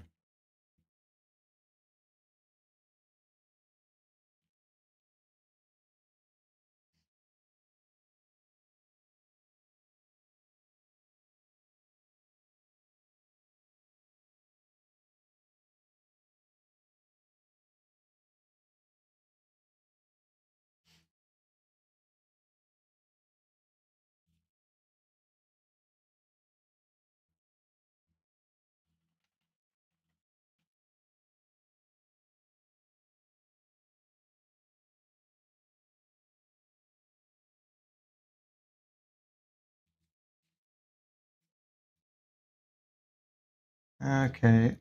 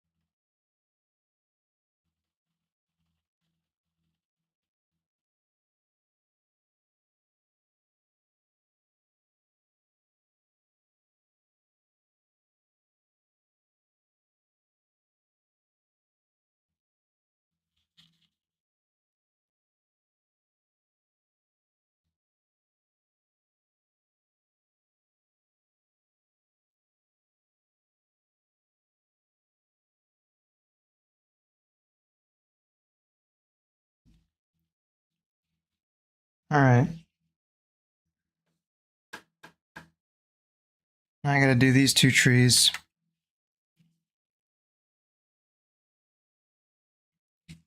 I gotta struggle through them.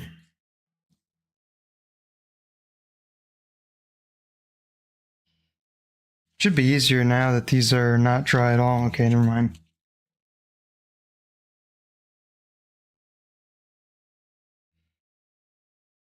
Currently plotting my approach.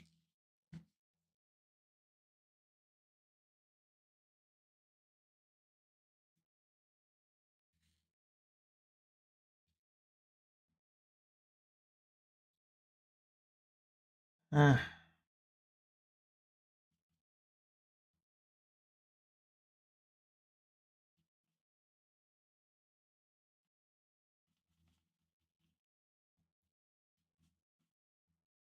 Out of white.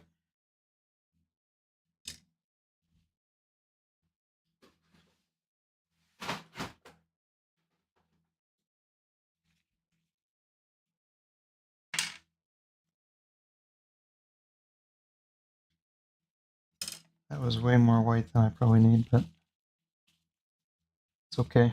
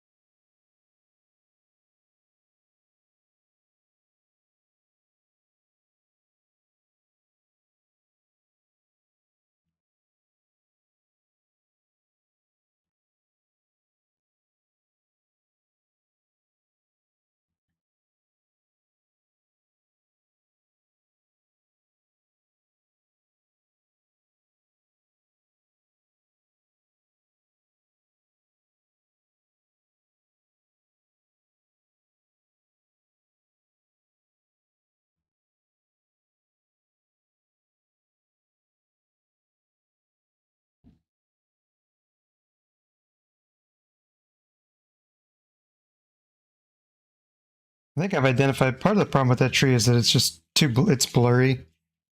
That's part of the problem. Yo, hi, how are you doing? Welcome to my struggle session with this lovely tree. Or not so lovely. Not so lovely yet. We'll keep it positive.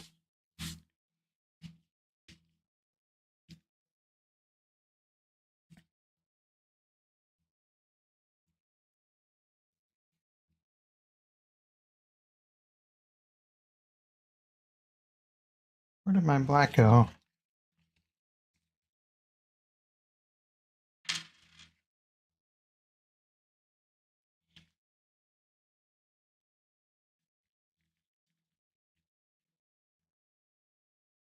Which one? This one looks good.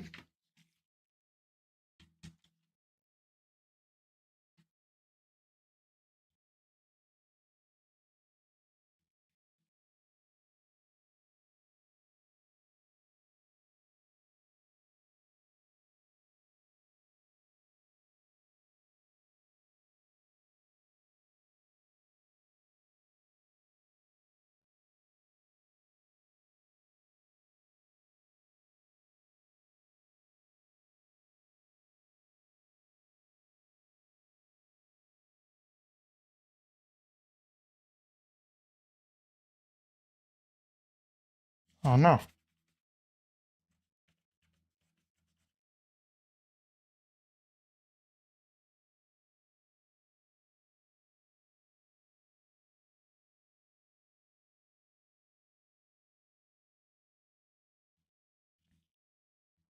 They all look good. Well, that's kind of you. We'll find out whether or not they stay looking like that. I'm hoping to get them a little bit nicer looking, but time will tell, I suppose. Now I need some bright green. Is this right? Yeah, probably more white in there. Yeah, that should do it.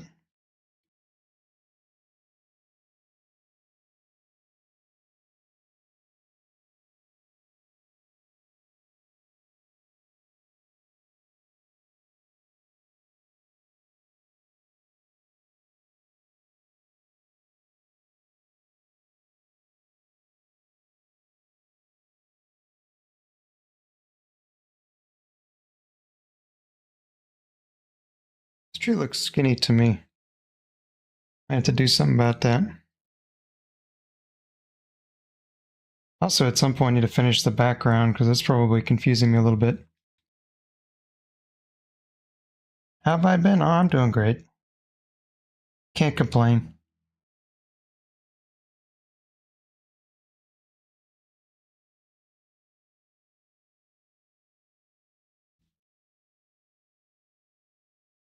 I got that one watercolor painting I made last week just kind of sitting on my countertop, and that one's been growing on me. I think that one's probably some of my best work there. The one I did last week, I think on Tuesday. So it's been nice seeing that every once in a while in my peripheral.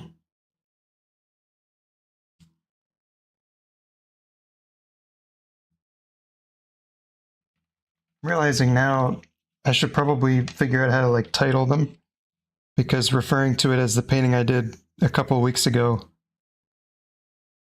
might be challenging for people to follow.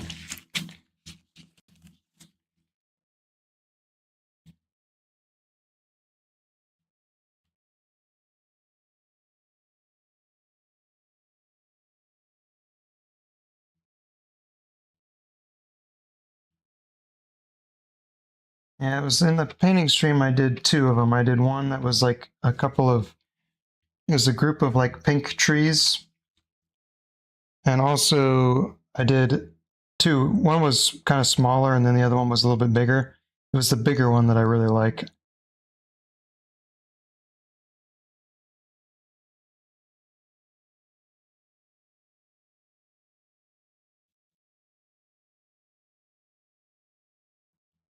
Where?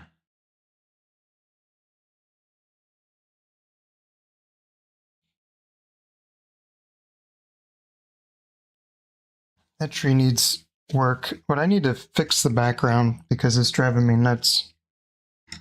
I need some contrast here. Let's try that. Yeah, I definitely agree. I do need to start figuring out how to title them. Problem is, I'm not real good at titling stuff.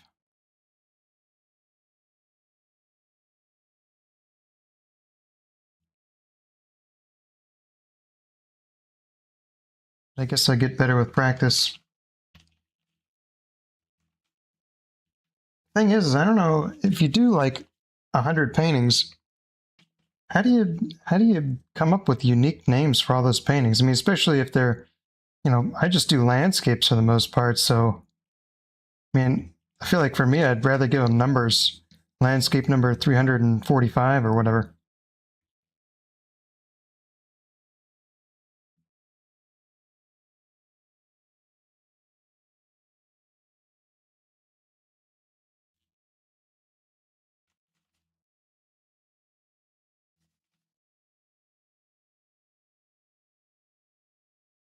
That's what I'll do. I'll give them numbers. That'll actually help with the video names too. That way I don't have to come up with video names, they're just numbers. Yeah.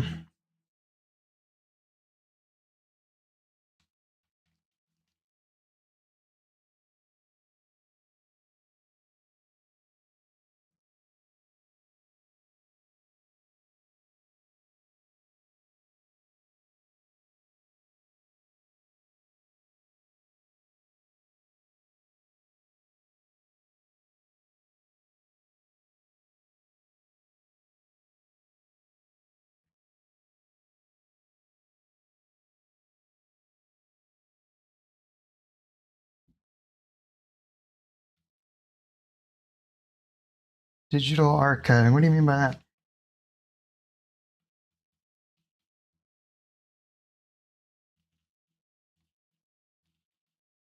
I mean, I suppose I'm archiving them in a sense that they're, recorded for all time. However terrifying that may sound. It's terrifying to me anyway.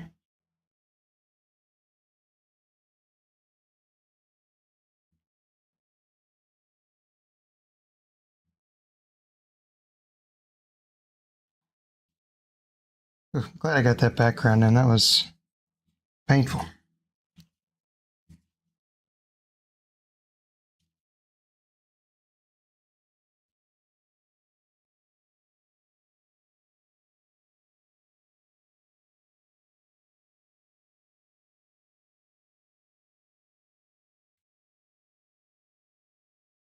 Yeah, recording is what I'm doing right now. I mean, and I've been taking pictures of them so you can find all the 4K stills on Instagram and Twitter.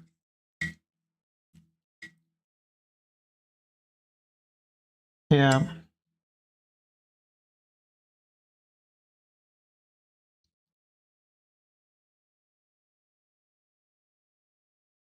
I mean, I don't have this problem right now because I don't have very many viewers, and most of the people that are watching are, just catching them on Twitch, it seems like. So, but I was thinking about how can I, if you see them on Instagram or something, how do you find them on my YouTube? Because the YouTube is where all of them are getting basically dumped because Twitch only saves the latest, I think, 2 weeks or a week of recordings. So I'm dumping them to YouTube. So that's where all of the old ones are. But I mean, if you see them on Instagram, how do you find which video, But a number would work pretty well. I mean, if it's this is painting number 300 or something, you can go and find painting 300 in the YouTube videos.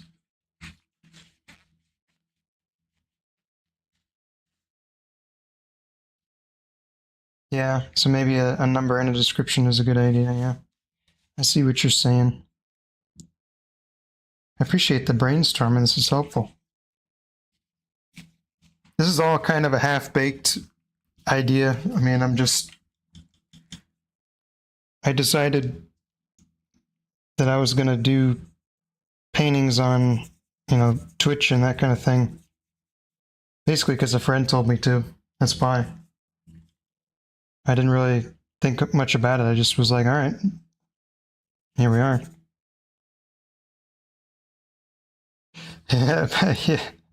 Yeah. Well, I mean, part of it's me as well, and I'm never going to do this.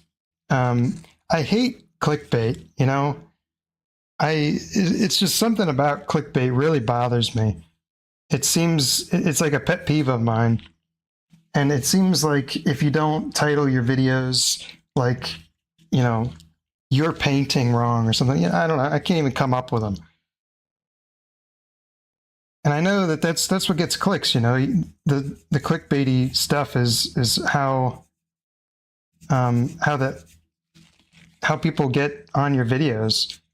But I can't bring myself to try and, it feels like I'm basically manipulating whoever's watching, which is, it's just tedious to me. And it's a little bit dishonest. I want my videos to be a picture of a painting, and you click on the video, and bada bing, bada boom, you get a video of me painting that painting. No clickbait. No top 5 painting mistakes you're making. Like, come on. As if I know what painting mistakes you're making. You know what I mean? And I mean, some of those videos are good. I respect a lot of people that make those videos, and I know the reason that they make them is because, you can see the analytics. I mean, you can see if you put a clickbait video versus a non-clickbait video, the clickbait video gets like 200% more clicks or whatever it is. And so, yeah, obviously, if I'm a content creator, I'm going to just maximize the clicks. That's what I'm going to go for.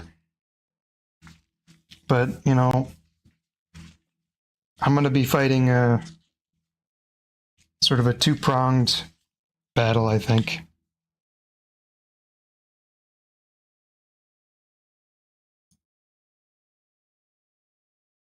Good post cover. You mean thumbnail?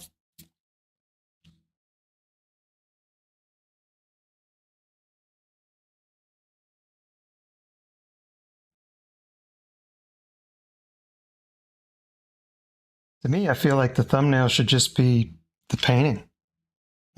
Like if I'm painting this painting, this is the thumbnail. Right here.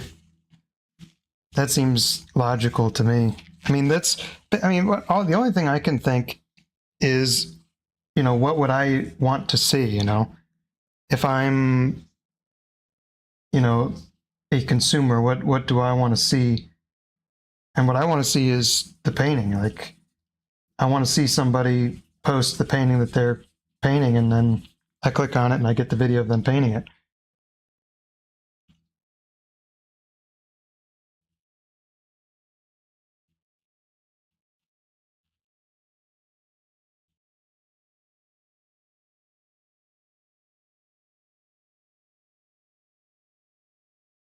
Yeah, I mean, I guess the dream with this would be, for this to be my profession. I would love to just sit in front of a camera and paint all day. That sounds like a dream come true.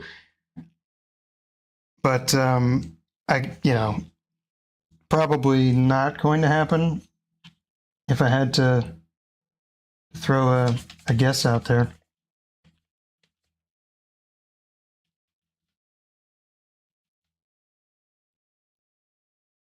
I mean, if it was a choice between, that's too blue. A choice between, I can post clickbait every day and people will click on it and I'll get lots of views, or I can just, do this for fun and I don't have to post clickbait and people still watch it. I'd rather just, keep doing it as a hobby and not try to trick views out of people, not be, it makes me feel like, I don't know, not a beggar, but something like it makes me feel kind of like pathetic almost. That you have to trick people into watching your videos or use, essentially psyop tactics. Oh yeah, I mean, right now it's all about just doing paintings. And that works for me. I can't really complain too much about that.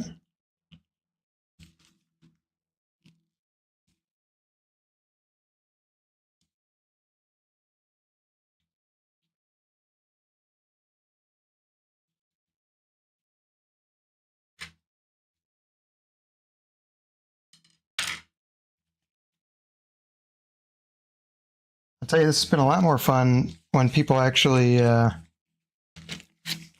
join like you and have some engagement. I think that's a lot more fun.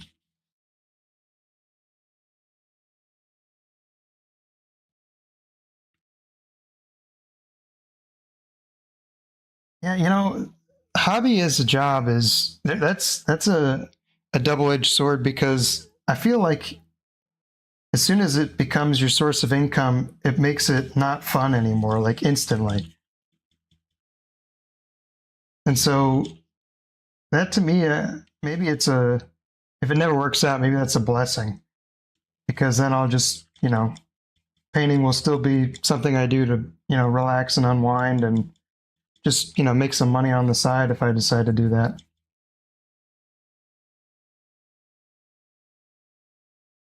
As opposed to, it being like, oh, I got to sit down and make a painting today, even though I really could not be bothered.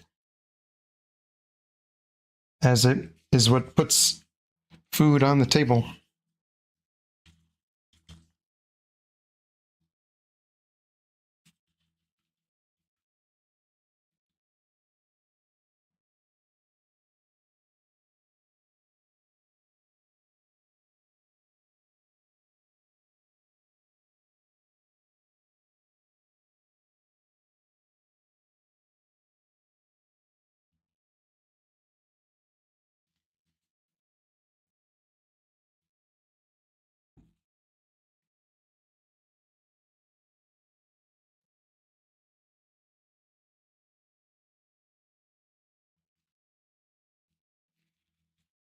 See what else I want to do here. I think a little bit of this will do some good.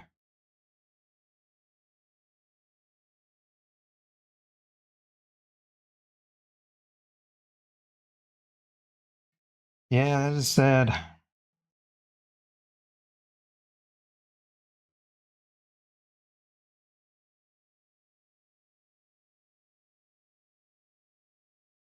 But I mean, to be fair, I still, my job right now is I'm a software engineer, and I still have a passion for doing that. It's a good time. I mean, it's not something that I do in well, actually, I guess sometimes I do it in my spare time, but I think a lot of it is mindset.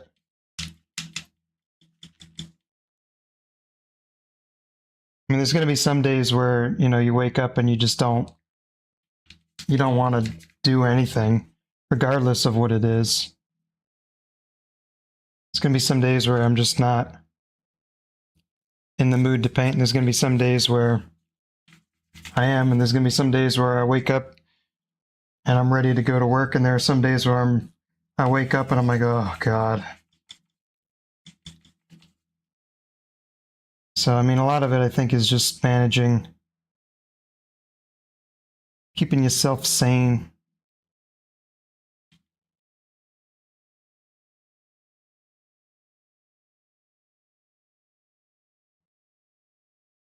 I highly recommend painting for keeping yourself sane, by the way. It's a great time.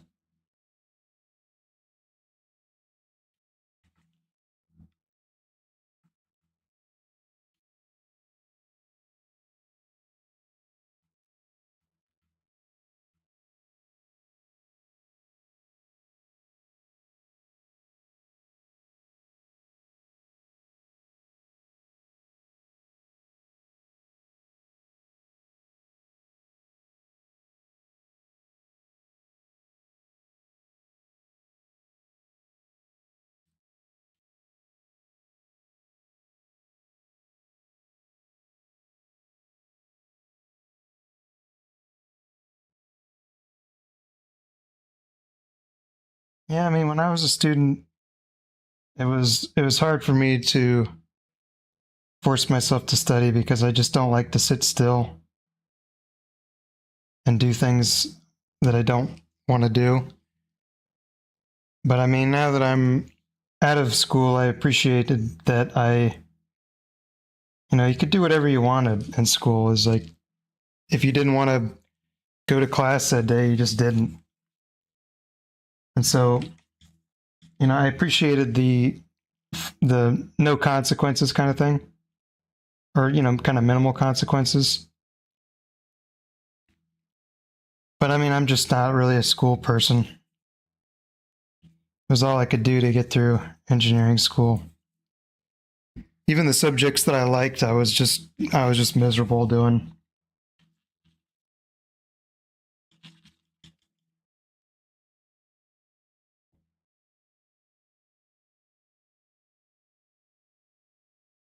This painting is finally like not sticky anymore, and it's a dream come true. It's only like slightly sticky now. It's beautiful. I hate that sticky acrylic.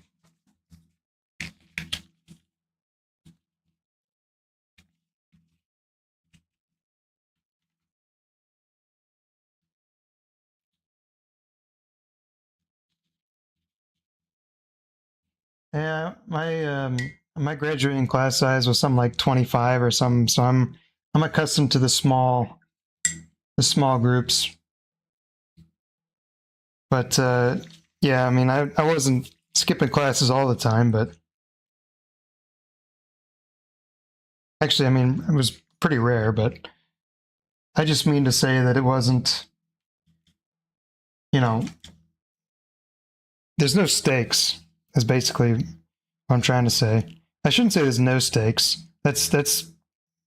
Very that's a very pretentious way to put it because there's a lot of stakes. I mean, you fail a test and that could potentially end your college experience. I don't mean there's no stakes. I mean there's you have a lot more flexibility as far as what you do. I mean, if you don't show up for work, you get fired, and then you don't eat anymore.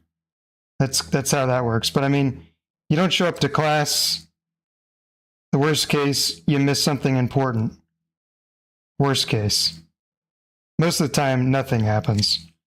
So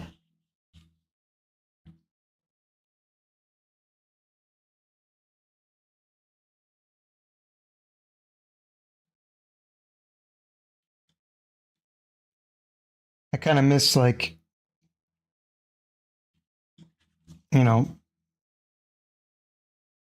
getting hammered on a Saturday night or something and not quite being able to make it to class the next day and it being all right. That's not something I would do these days, as that would be very unprofessional.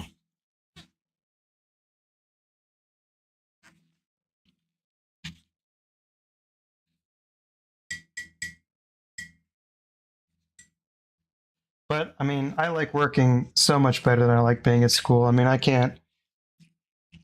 It's way better to me because I'm the kind of person that doesn't like to feel. I like to feel like I'm doing something important and working a job that's you're not doing something just because a teacher made it up, and you're not doing busy work most of the time. I mean, I'm sure occasionally you're going to end up doing busy work, but for the most part, that's not what's happening.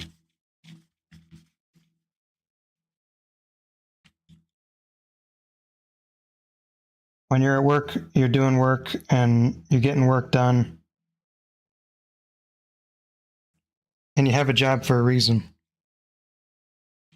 You're not just doing math problems for the sake of doing math problems because your teacher thinks that doing math problems is going to prepare you for real life. Or that was my scenario.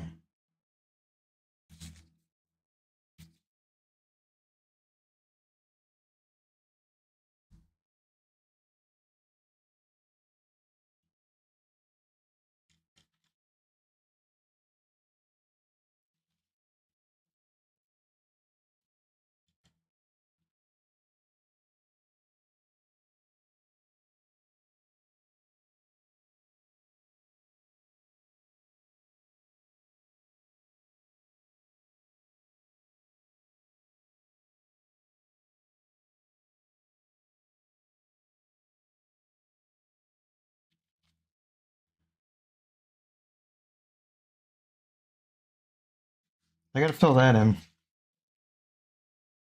And then I gotta do something in here. Add the flowers or whatever I plan to do.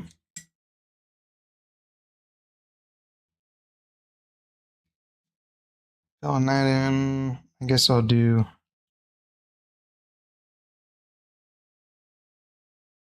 The black paint looks like a dog sitting.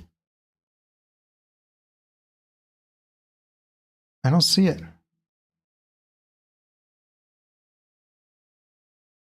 The yellow part is its mouth.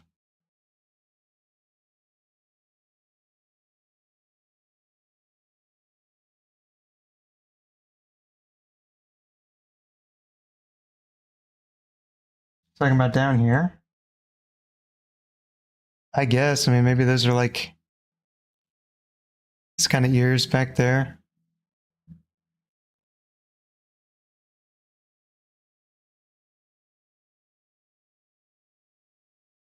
I don't know. I don't see it really.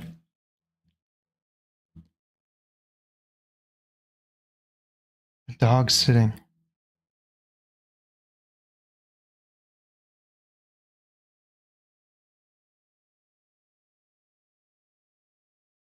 I don't see it.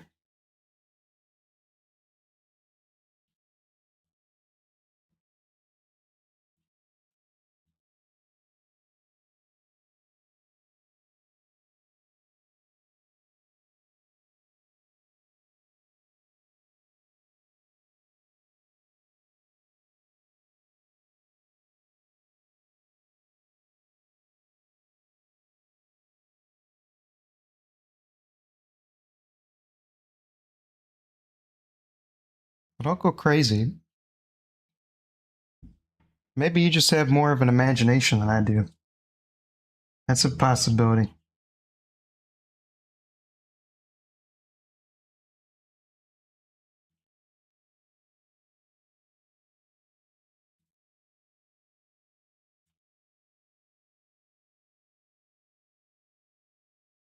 All right, what else does painting need? I mean, flowers obviously need to happen. Oh, I need to fix that up top. That's an obvious one.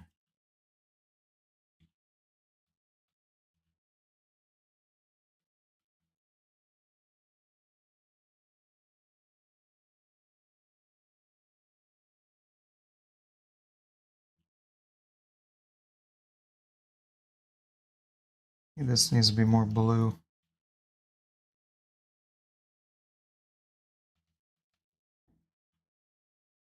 Oh, that was a mistake.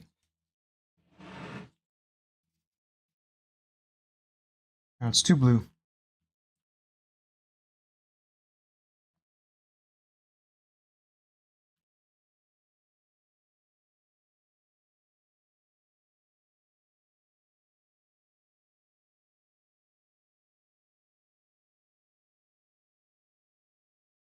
And what do you even call this color that I'm painting right now? This color? What do you even call that? It's like a pale blue-green.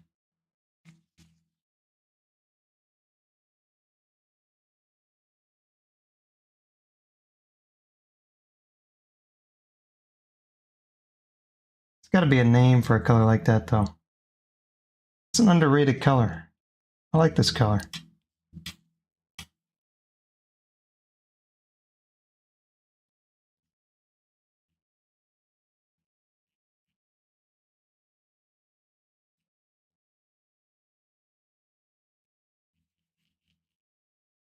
Yeah, I mean, turquoise was actually what I was going to say, too. But yeah, you're right. I think turquoise.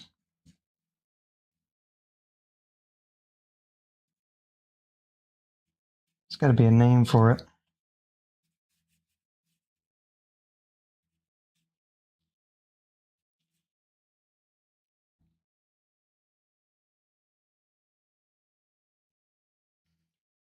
I think it's time to paint some flowers, though. I don't know how I'm going to do that. I haven't decided. I think I'm going to stick with the flat. teal. It's interesting. And maybe teal is the word.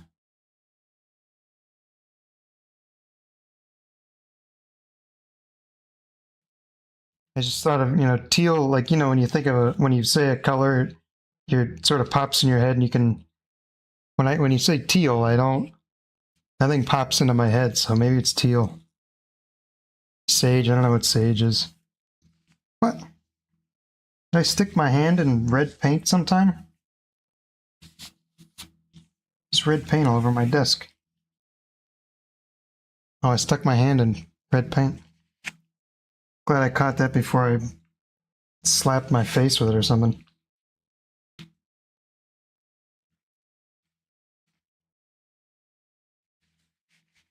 Or rested it on the painting. That would have been fun. Done that one before.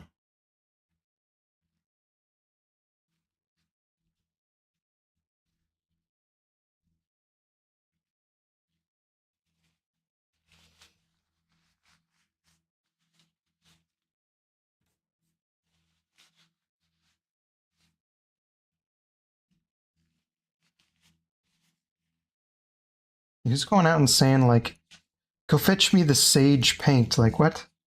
Nobody says that.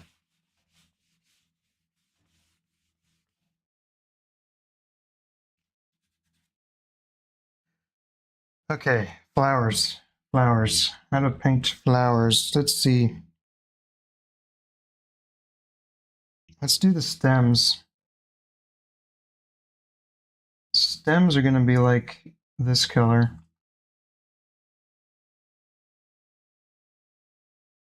So like white and yellow. With an emphasis on white, I think. More blue in there.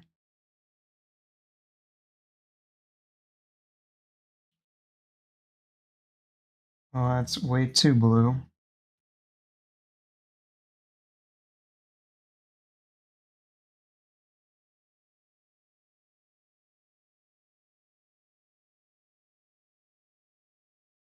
Uh,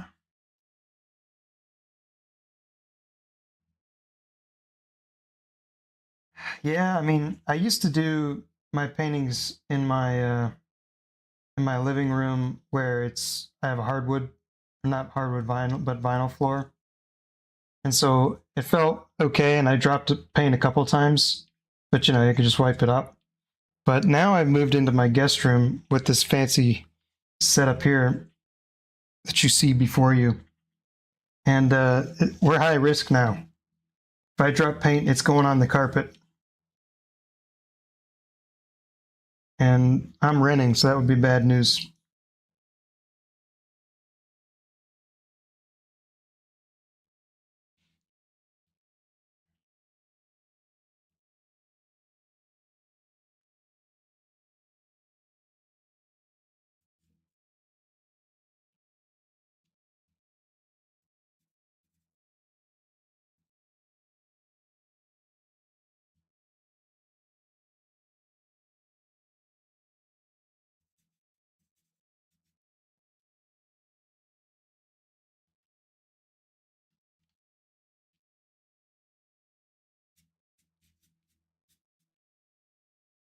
Trying to just get some streaky looking things in there.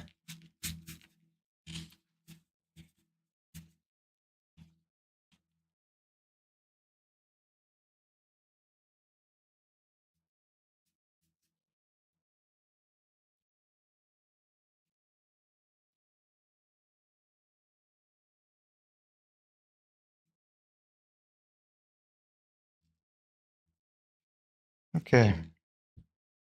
I feel like I need to add some dark bits in there to contrast that.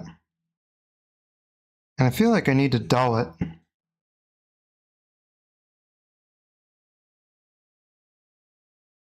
going to try dulling it.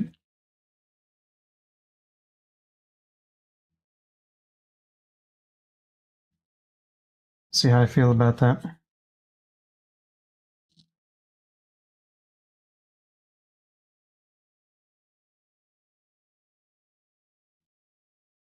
What do you mean by bring the ginger line paint?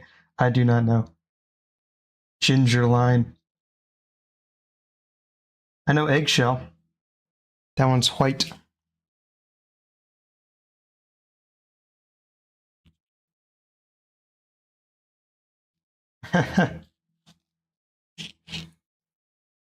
Couldn't tell you.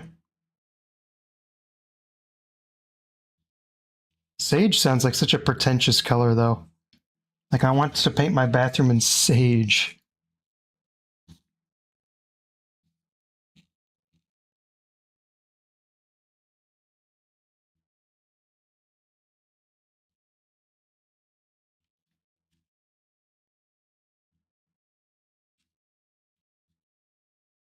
I guess eggshell sounds pretentious, too. It's like, just say white. I mean, I know you can't because, you know, you got to distinguish the colors. Because eggshell is slightly different than, I don't know, what's another white? I don't know. Titanium isn't right, probably, because it's not used in, you know, like house painting colors, but you get what I mean. You got to distinguish.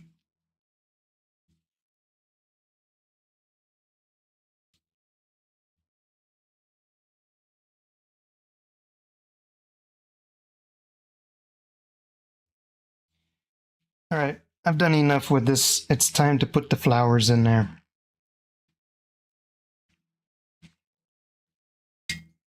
Is the sage plant the color sage? See, I feel like sage, I thought sage was a scent for some reason. Or maybe like a spice. Like lavender or something. I feel like I've heard of a sage scented candle or something like that.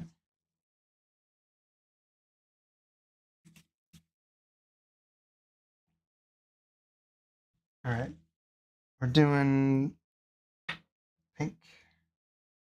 There's like no room on this palette.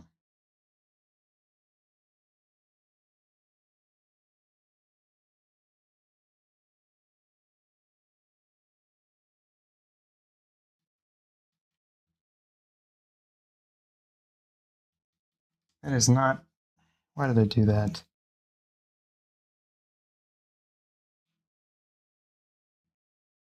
Why didn't I do that?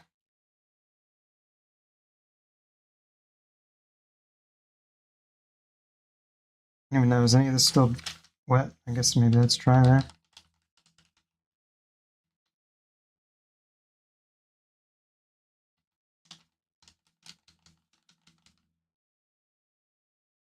It's too much red.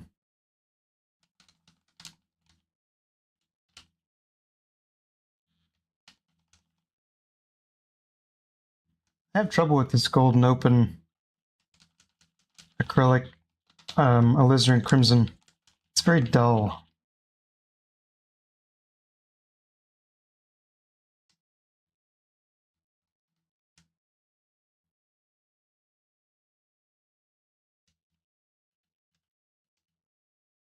What color flowers? I'm going for the pink ones. And we're gonna find out how that goes.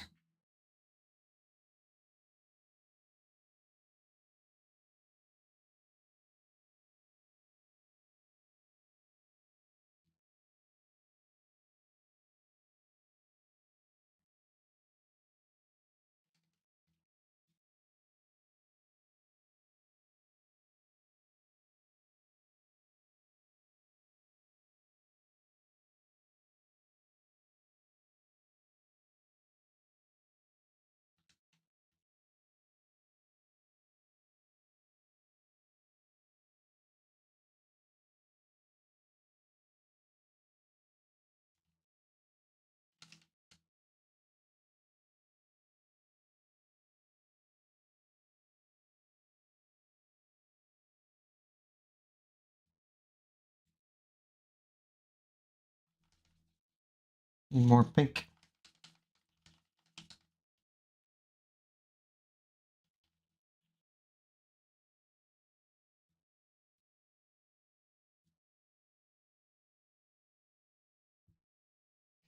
Yeah, the reason I usually use like a cadmium red, but I don't have it in. I bought the golden open acrylics just in like a set, and usually alizarin crimson's pretty good. I mean, that's what I use whenever I do an oil painting. Is usually alizarin crimson. Sometimes I use cadmium red for that too. I use either a cadmium red medium or a cadmium red light or something like that. Scarlet, that one's pink though, right?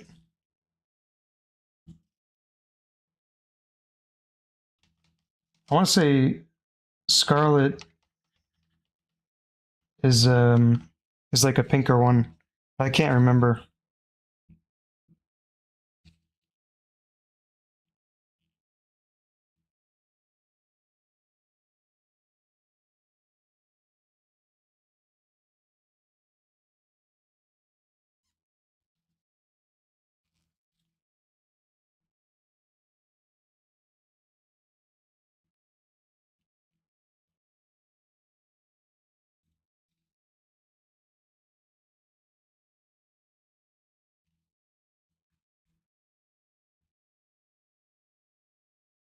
All right, let me bust out my liner brush.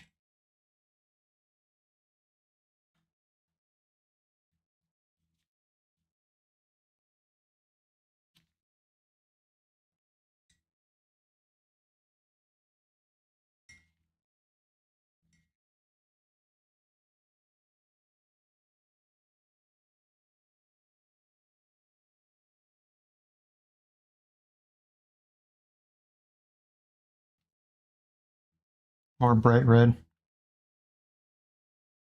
About try. I mean,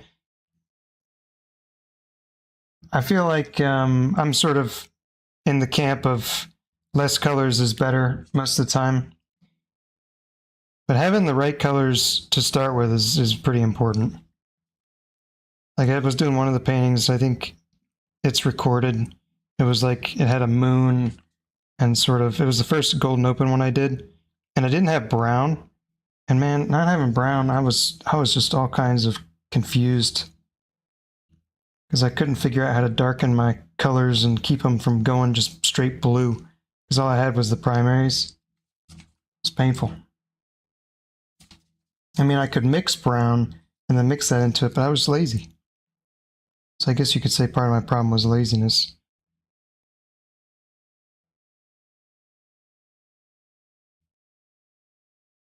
Montmartre. Never heard of Montmartre. I'm just using Winsor and Newton for the most part. I find most Winsor and Newton stuff is cheap and pretty decent, it seems like.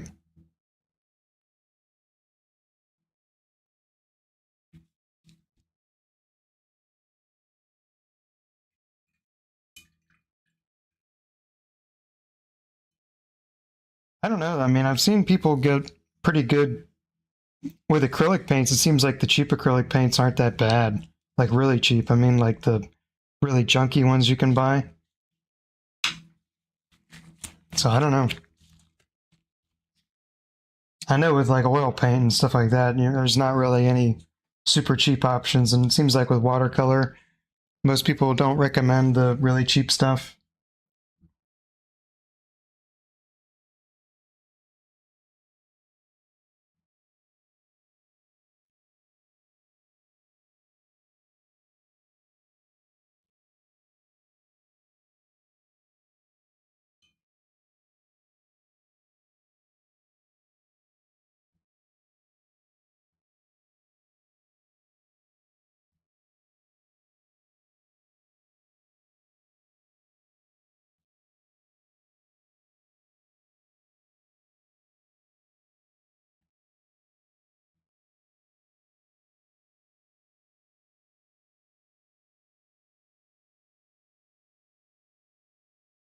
We'll have to look them up. I mean,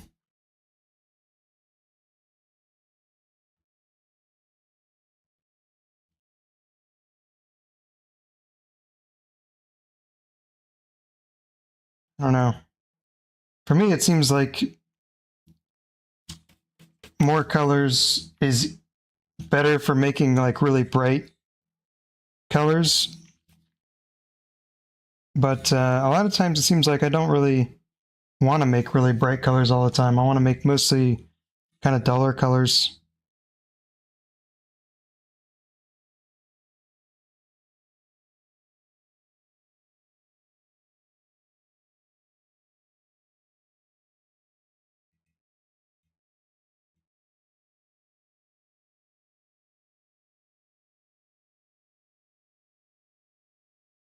I think the thing with watercolor is that the cheap ones aren't permanent, and they fade over time and that kind of thing. Because they've got all the ratings on the paint tubes that I don't know anything about.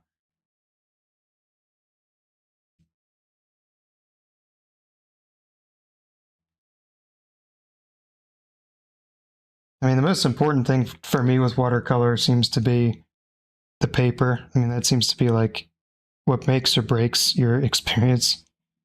I've heard people say that that's not true, but I mean, I don't agree.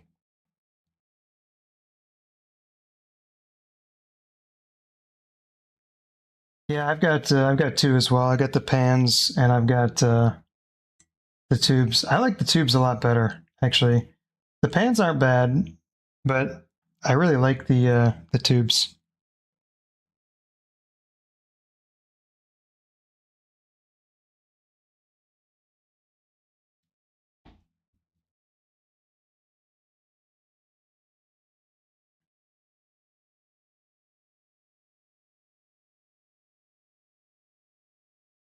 The tubes seem like if I want a lot of paint, I can get a lot of paint pretty easy. Whereas it seems like with the pans, I have to like stick my whole brush in the pan to get a lot of paint if I want a lot of paint, which is not ideal. All right, let me step back away from this painting for just a second. Actually, I'm not done. I'm going to put more. I'm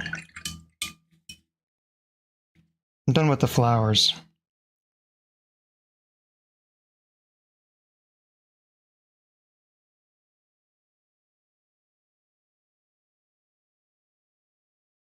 Yeah, it's personal preference. I mean, I like the pans too. The pans are nice. The pans are really nice for traveling, I think. Like if you want to do a plein air watercolor painting, the pans are super convenient. But to me, I mean, it seems like if I want like a big glob of watercolor paint, it's hard to get that with the pan. It's hard to get a really high paint concentration.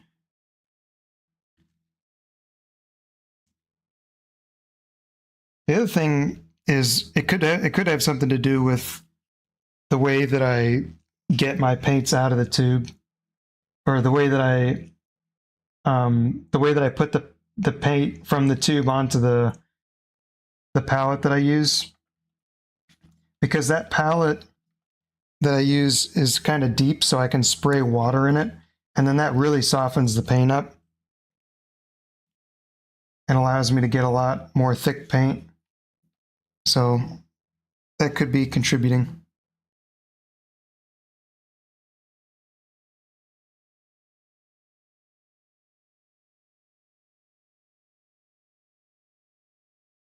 Yeah. That's what I do basically. I mean, I've just got my paints in a pan, and when I'm done, I just close the pan up, and when I come back to it, they're dry, which is pretty convenient.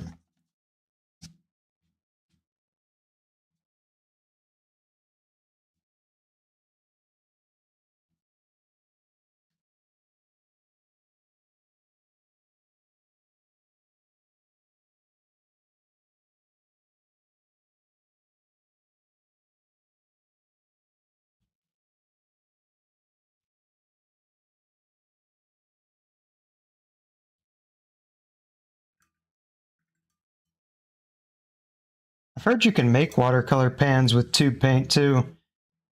You can buy like, you know, little, basically you can buy the pans and then just pour the tube paint into the pan and let it dry, and it basically just becomes a pan. I mean, at that point, I feel like just buy the pans, because I think the pans are, well, actually, no, the pans are probably not cheaper. I imagine the tube is probably cheaper. What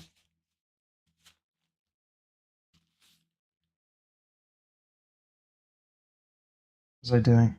Oh, yeah, I was going to mix more paint.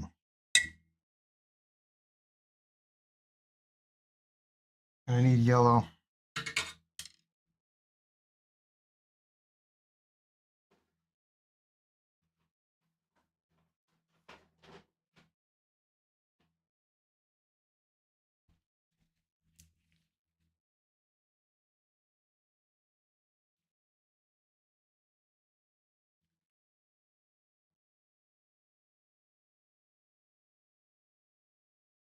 Yeah, I definitely agree. The paper is huge.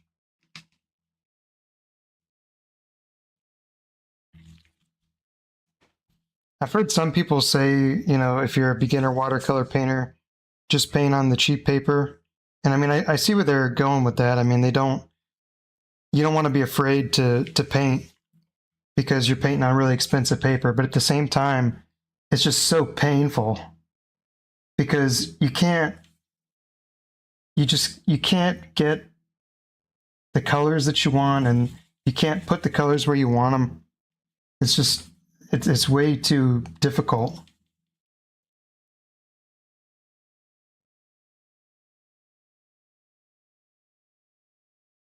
It'll be too soggy, but also the water will just sit on top of it, and then you can't work on it, and you can't do any of like the pulling techniques where you can take paint out by putting a paper towel over it and soaking it up.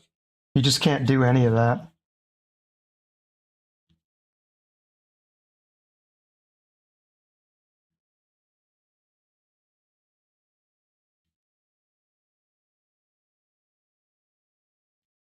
I haven't found a good brand of cheap watercolor paper. I mean, it seems like you got to go 100% cotton, and at least like 140 pounds.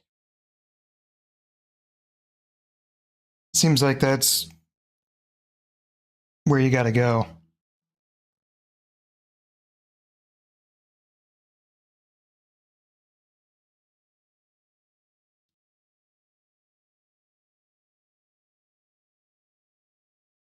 I mean, I've only tried for cheap watercolor paper. The first one I tried was just like the Amazon Choice, which was, I think, Canston,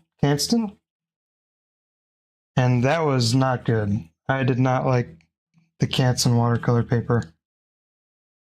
I did not find that to be an enjoyable experience.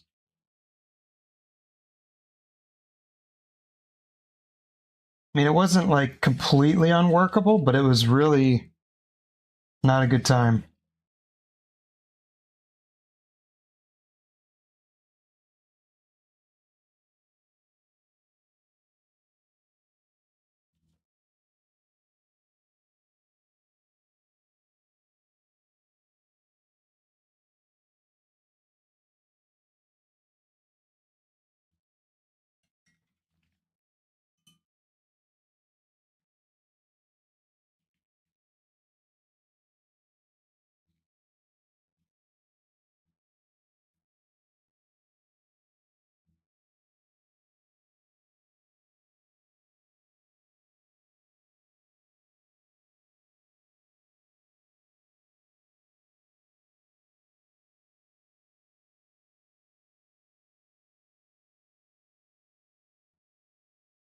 This color is all wrong. I'm gonna have to completely fix this.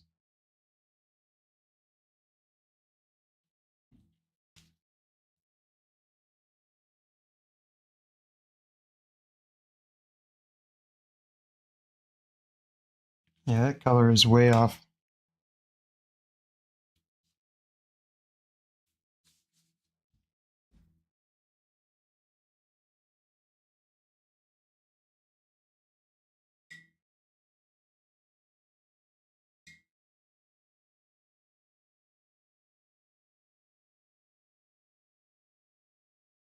Yeah.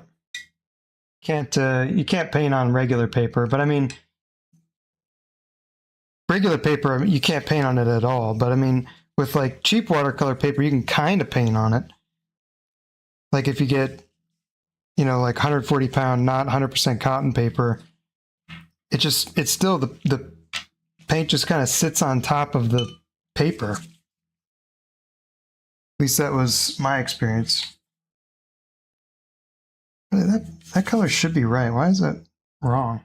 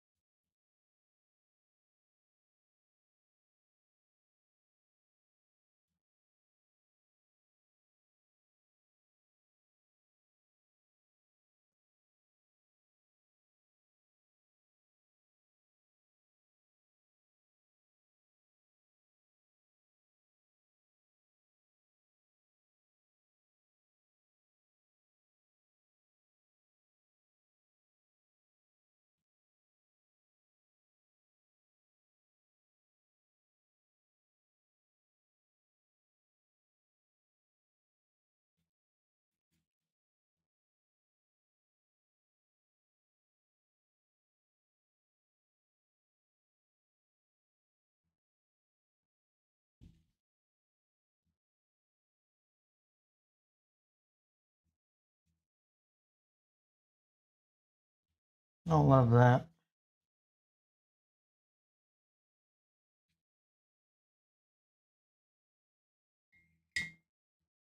I've made a mistake here. Let's see if I can fix it.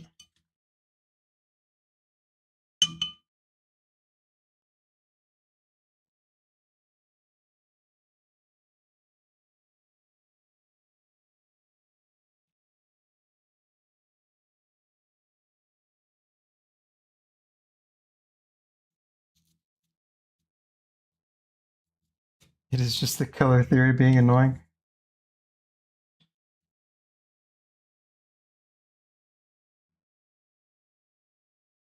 I concur. I blame color theory being too abstract. My small brain cannot comprehend such difficult maneuvers. I mean, if you want to get technical about it, there's no such thing as a color being wrong. But I mean, I've got a reference, so I'm trying to get the colors like the reference. Because I'm not real good at coming up with good colors for paintings. So I saw somebody the other day asking a question on a forum, like, how do you choose what colors to put in the painting?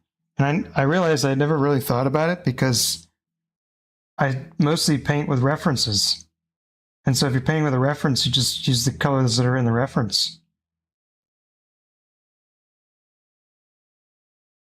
Seems pretty logical to me. But if I had to, if somebody sat me down and put a gun to my head and said, paint a good painting and no reference material, I would probably have a hard time. Actually, I'm quite sure I would have a hard time.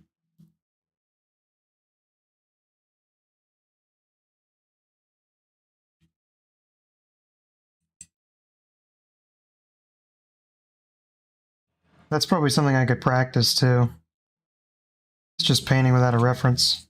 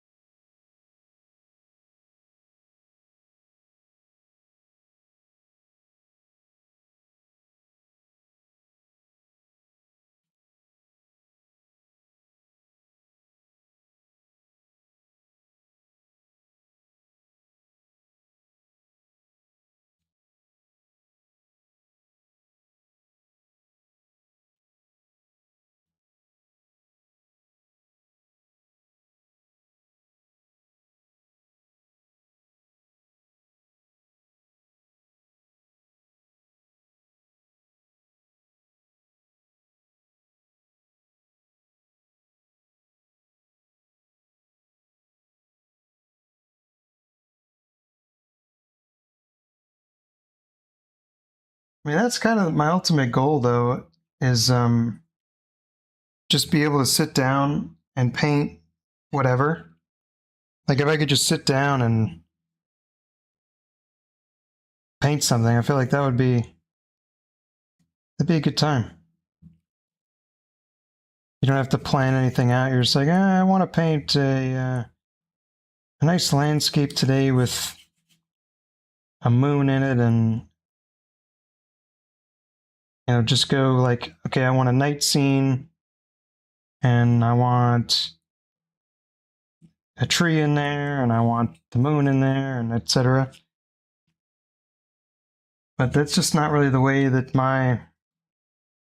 just not really the way I've been doing it.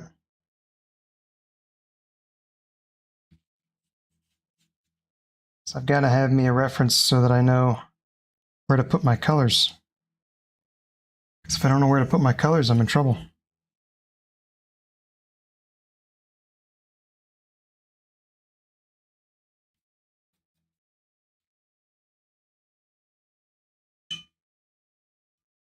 I mean, the painting process I go through is basically I think of the painting like a 2D grid, and I think of myself like a 3D printer with some different colors.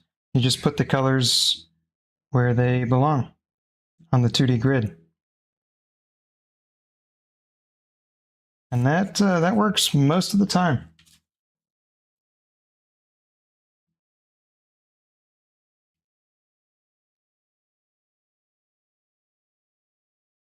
Occasionally, I pick a reference that doesn't have good contrast or something like that, and it causes it to be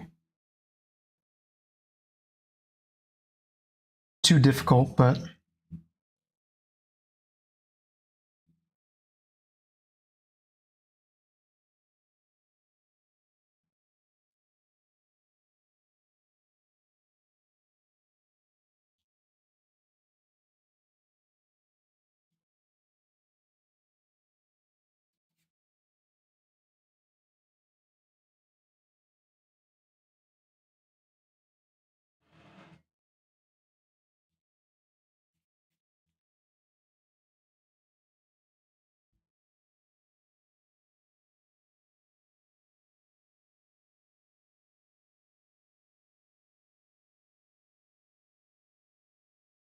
it's not a bad idea painting things that are not landscapes. I mean, the main thing is that I just can't paint details. And so it's really hard to paint like portraits, for example, if you can't paint details.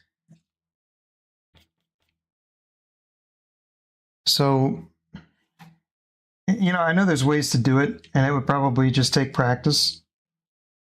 But I'm just, I'm a chicken, I say.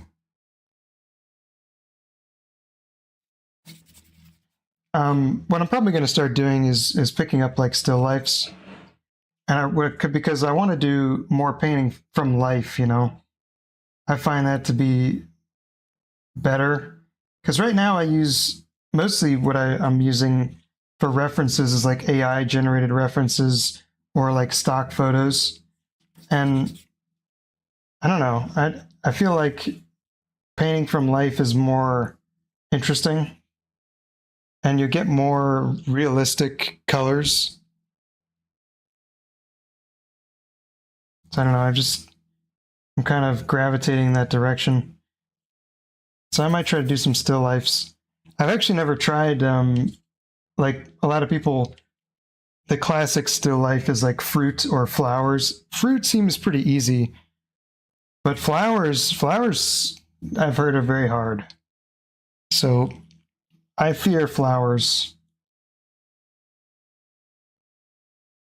Flowers are they give me the heebie-jeebies.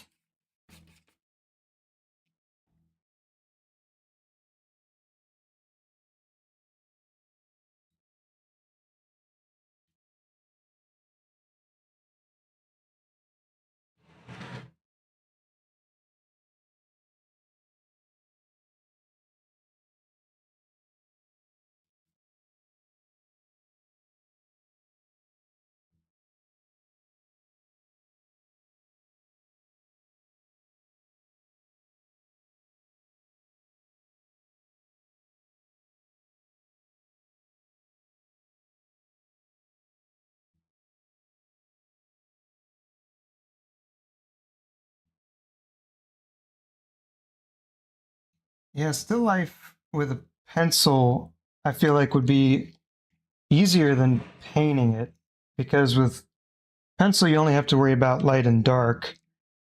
But then again, I feel like still lifes, if you don't set it up right, like I imagine with the still life, you have to be very conscious of how you light the scene. I would say like you need to have really intense light on like one side of the subject, so that way you've got very good contrast. Because if you just sit down at your desk and paint something in front of you, it's going to be really hard to capture the light and the dark easily.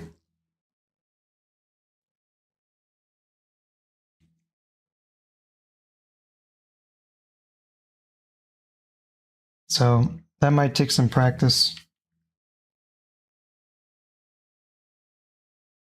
I imagine I could do still lifes.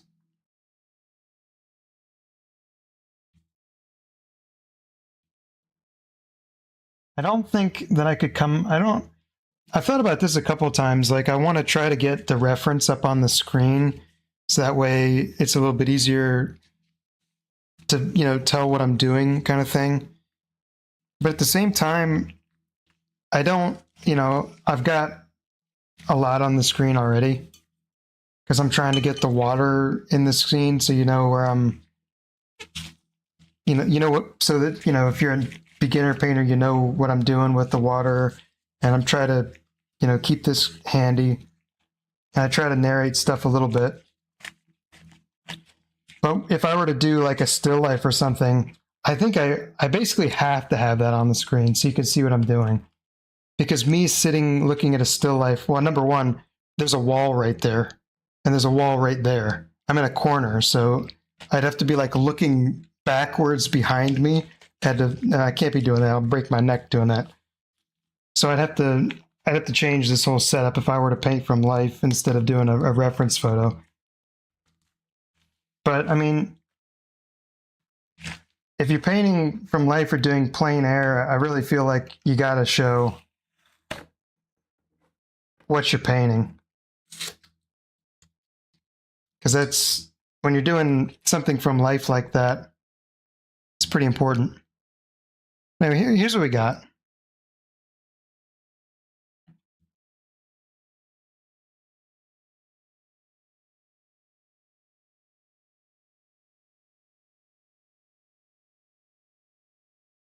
I think there needs to be a moon in here.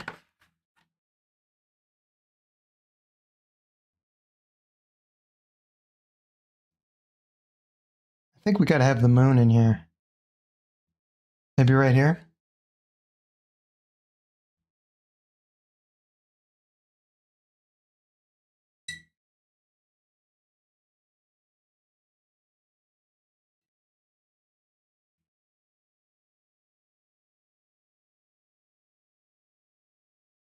We're getting the moon.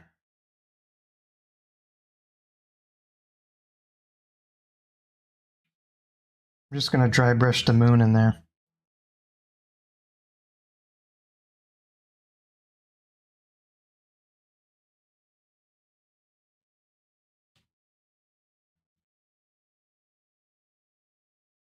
That is crazy. What happened there?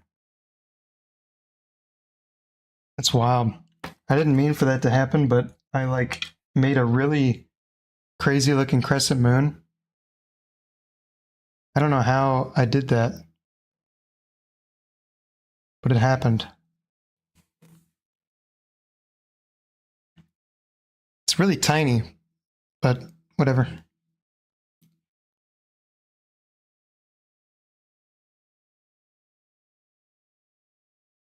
Let's see if I can get a better view here.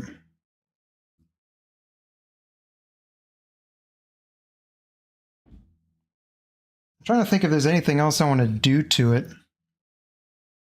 I don't really like the flowers very much. Those are kind of pretty basic.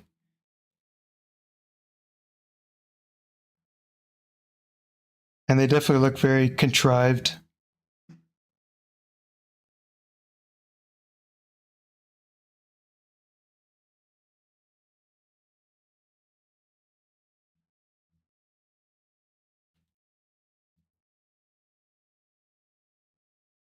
I'm into this one. I think I'm going to leave it. Darken the flowers. That's an idea. That's an idea. It's probably a good idea. I like that plan. Let's see. To darken the flowers, maybe just try adding more red to the pink.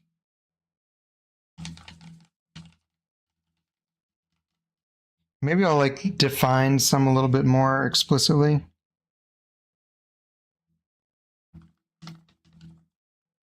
Add some distant flowers in the background. Another good idea.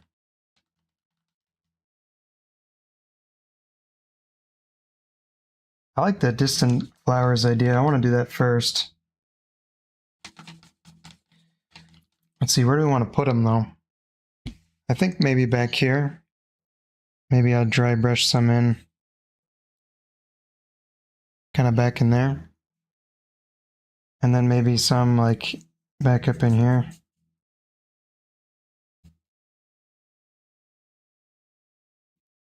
I don't want to go too crazy with those. Just some hints. Some pink back in there.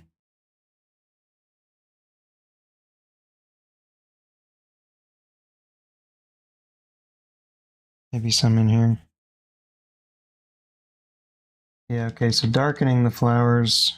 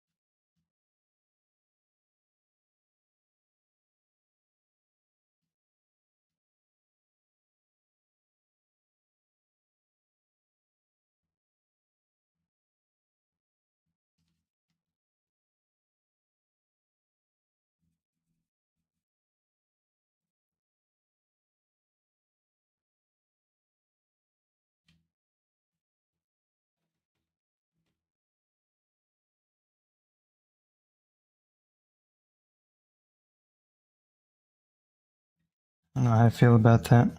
I'm gonna take that out.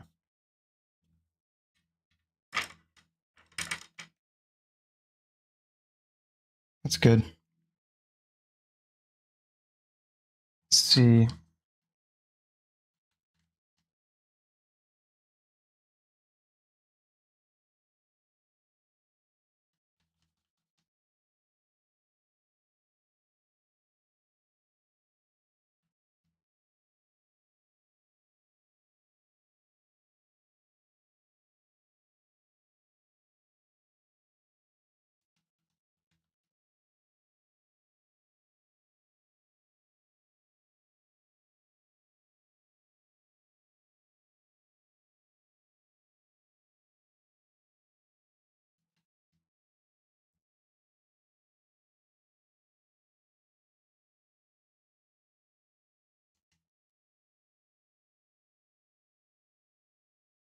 I want to try adding some white flowers in there too. Let's maybe try that. Oh, that's pink.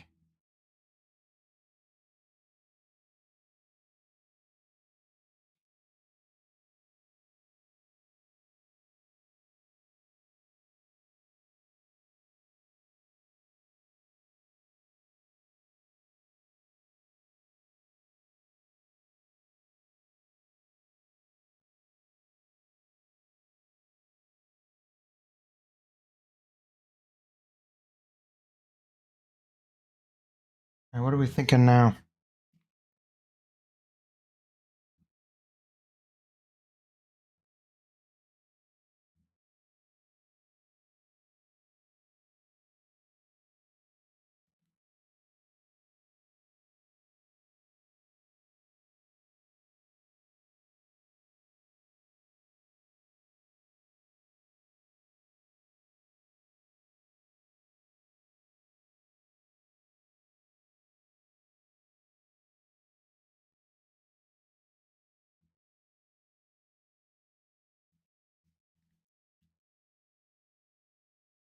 Okay, so white flowers are a hit. It's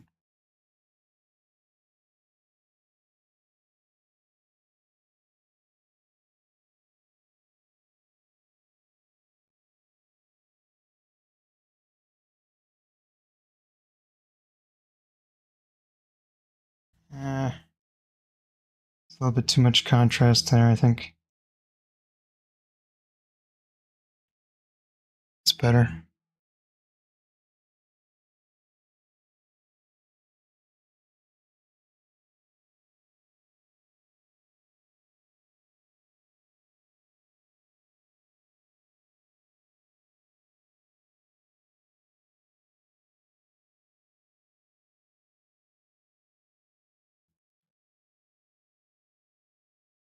I feel like I want to add some stems too, some better looking stems. It's funny, I wore gloves this whole time, and I've just been slapping the painting.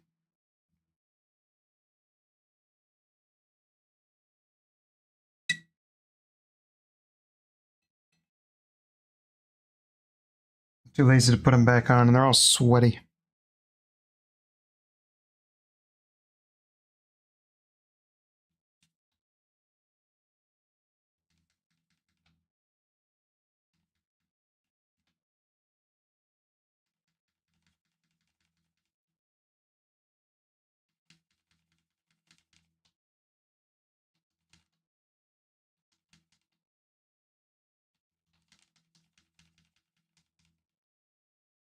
What's that looking like?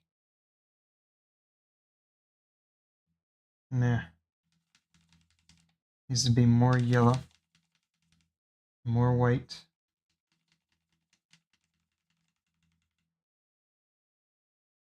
and a little bit blue.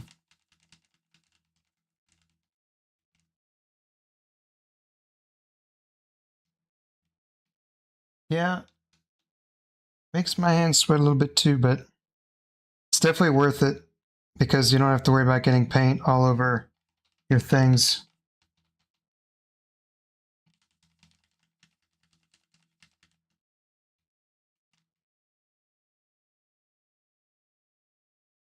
That's too bright.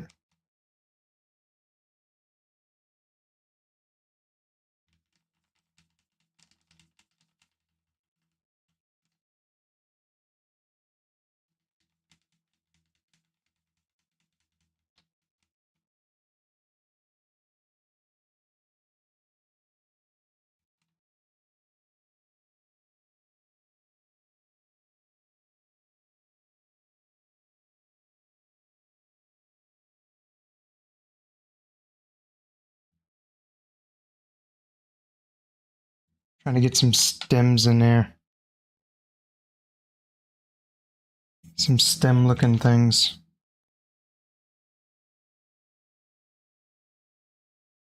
Yeah, I'm probably doing damage now. Alright, I think that's probably time to stop touching it.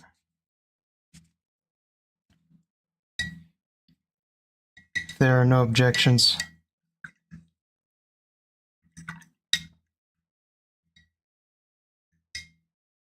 Or no good suggestions. As I think by adding some flowers, we've increased the painting at least by a couple percentage.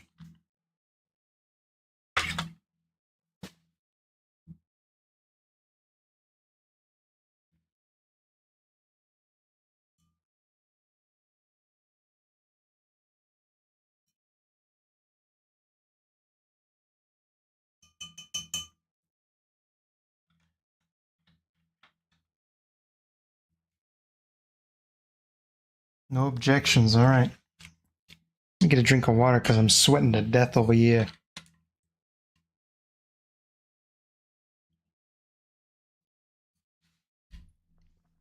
Alright, here we go.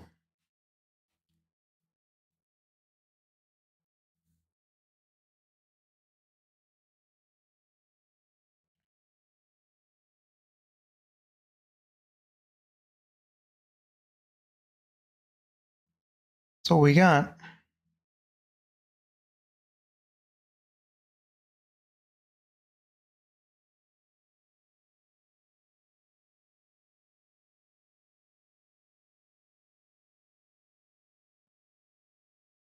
Not too bad. I've done worse.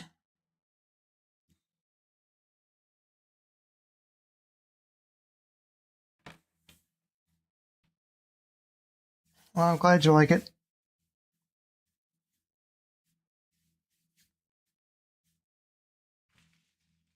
I think I'm going to take your advice and call it a day.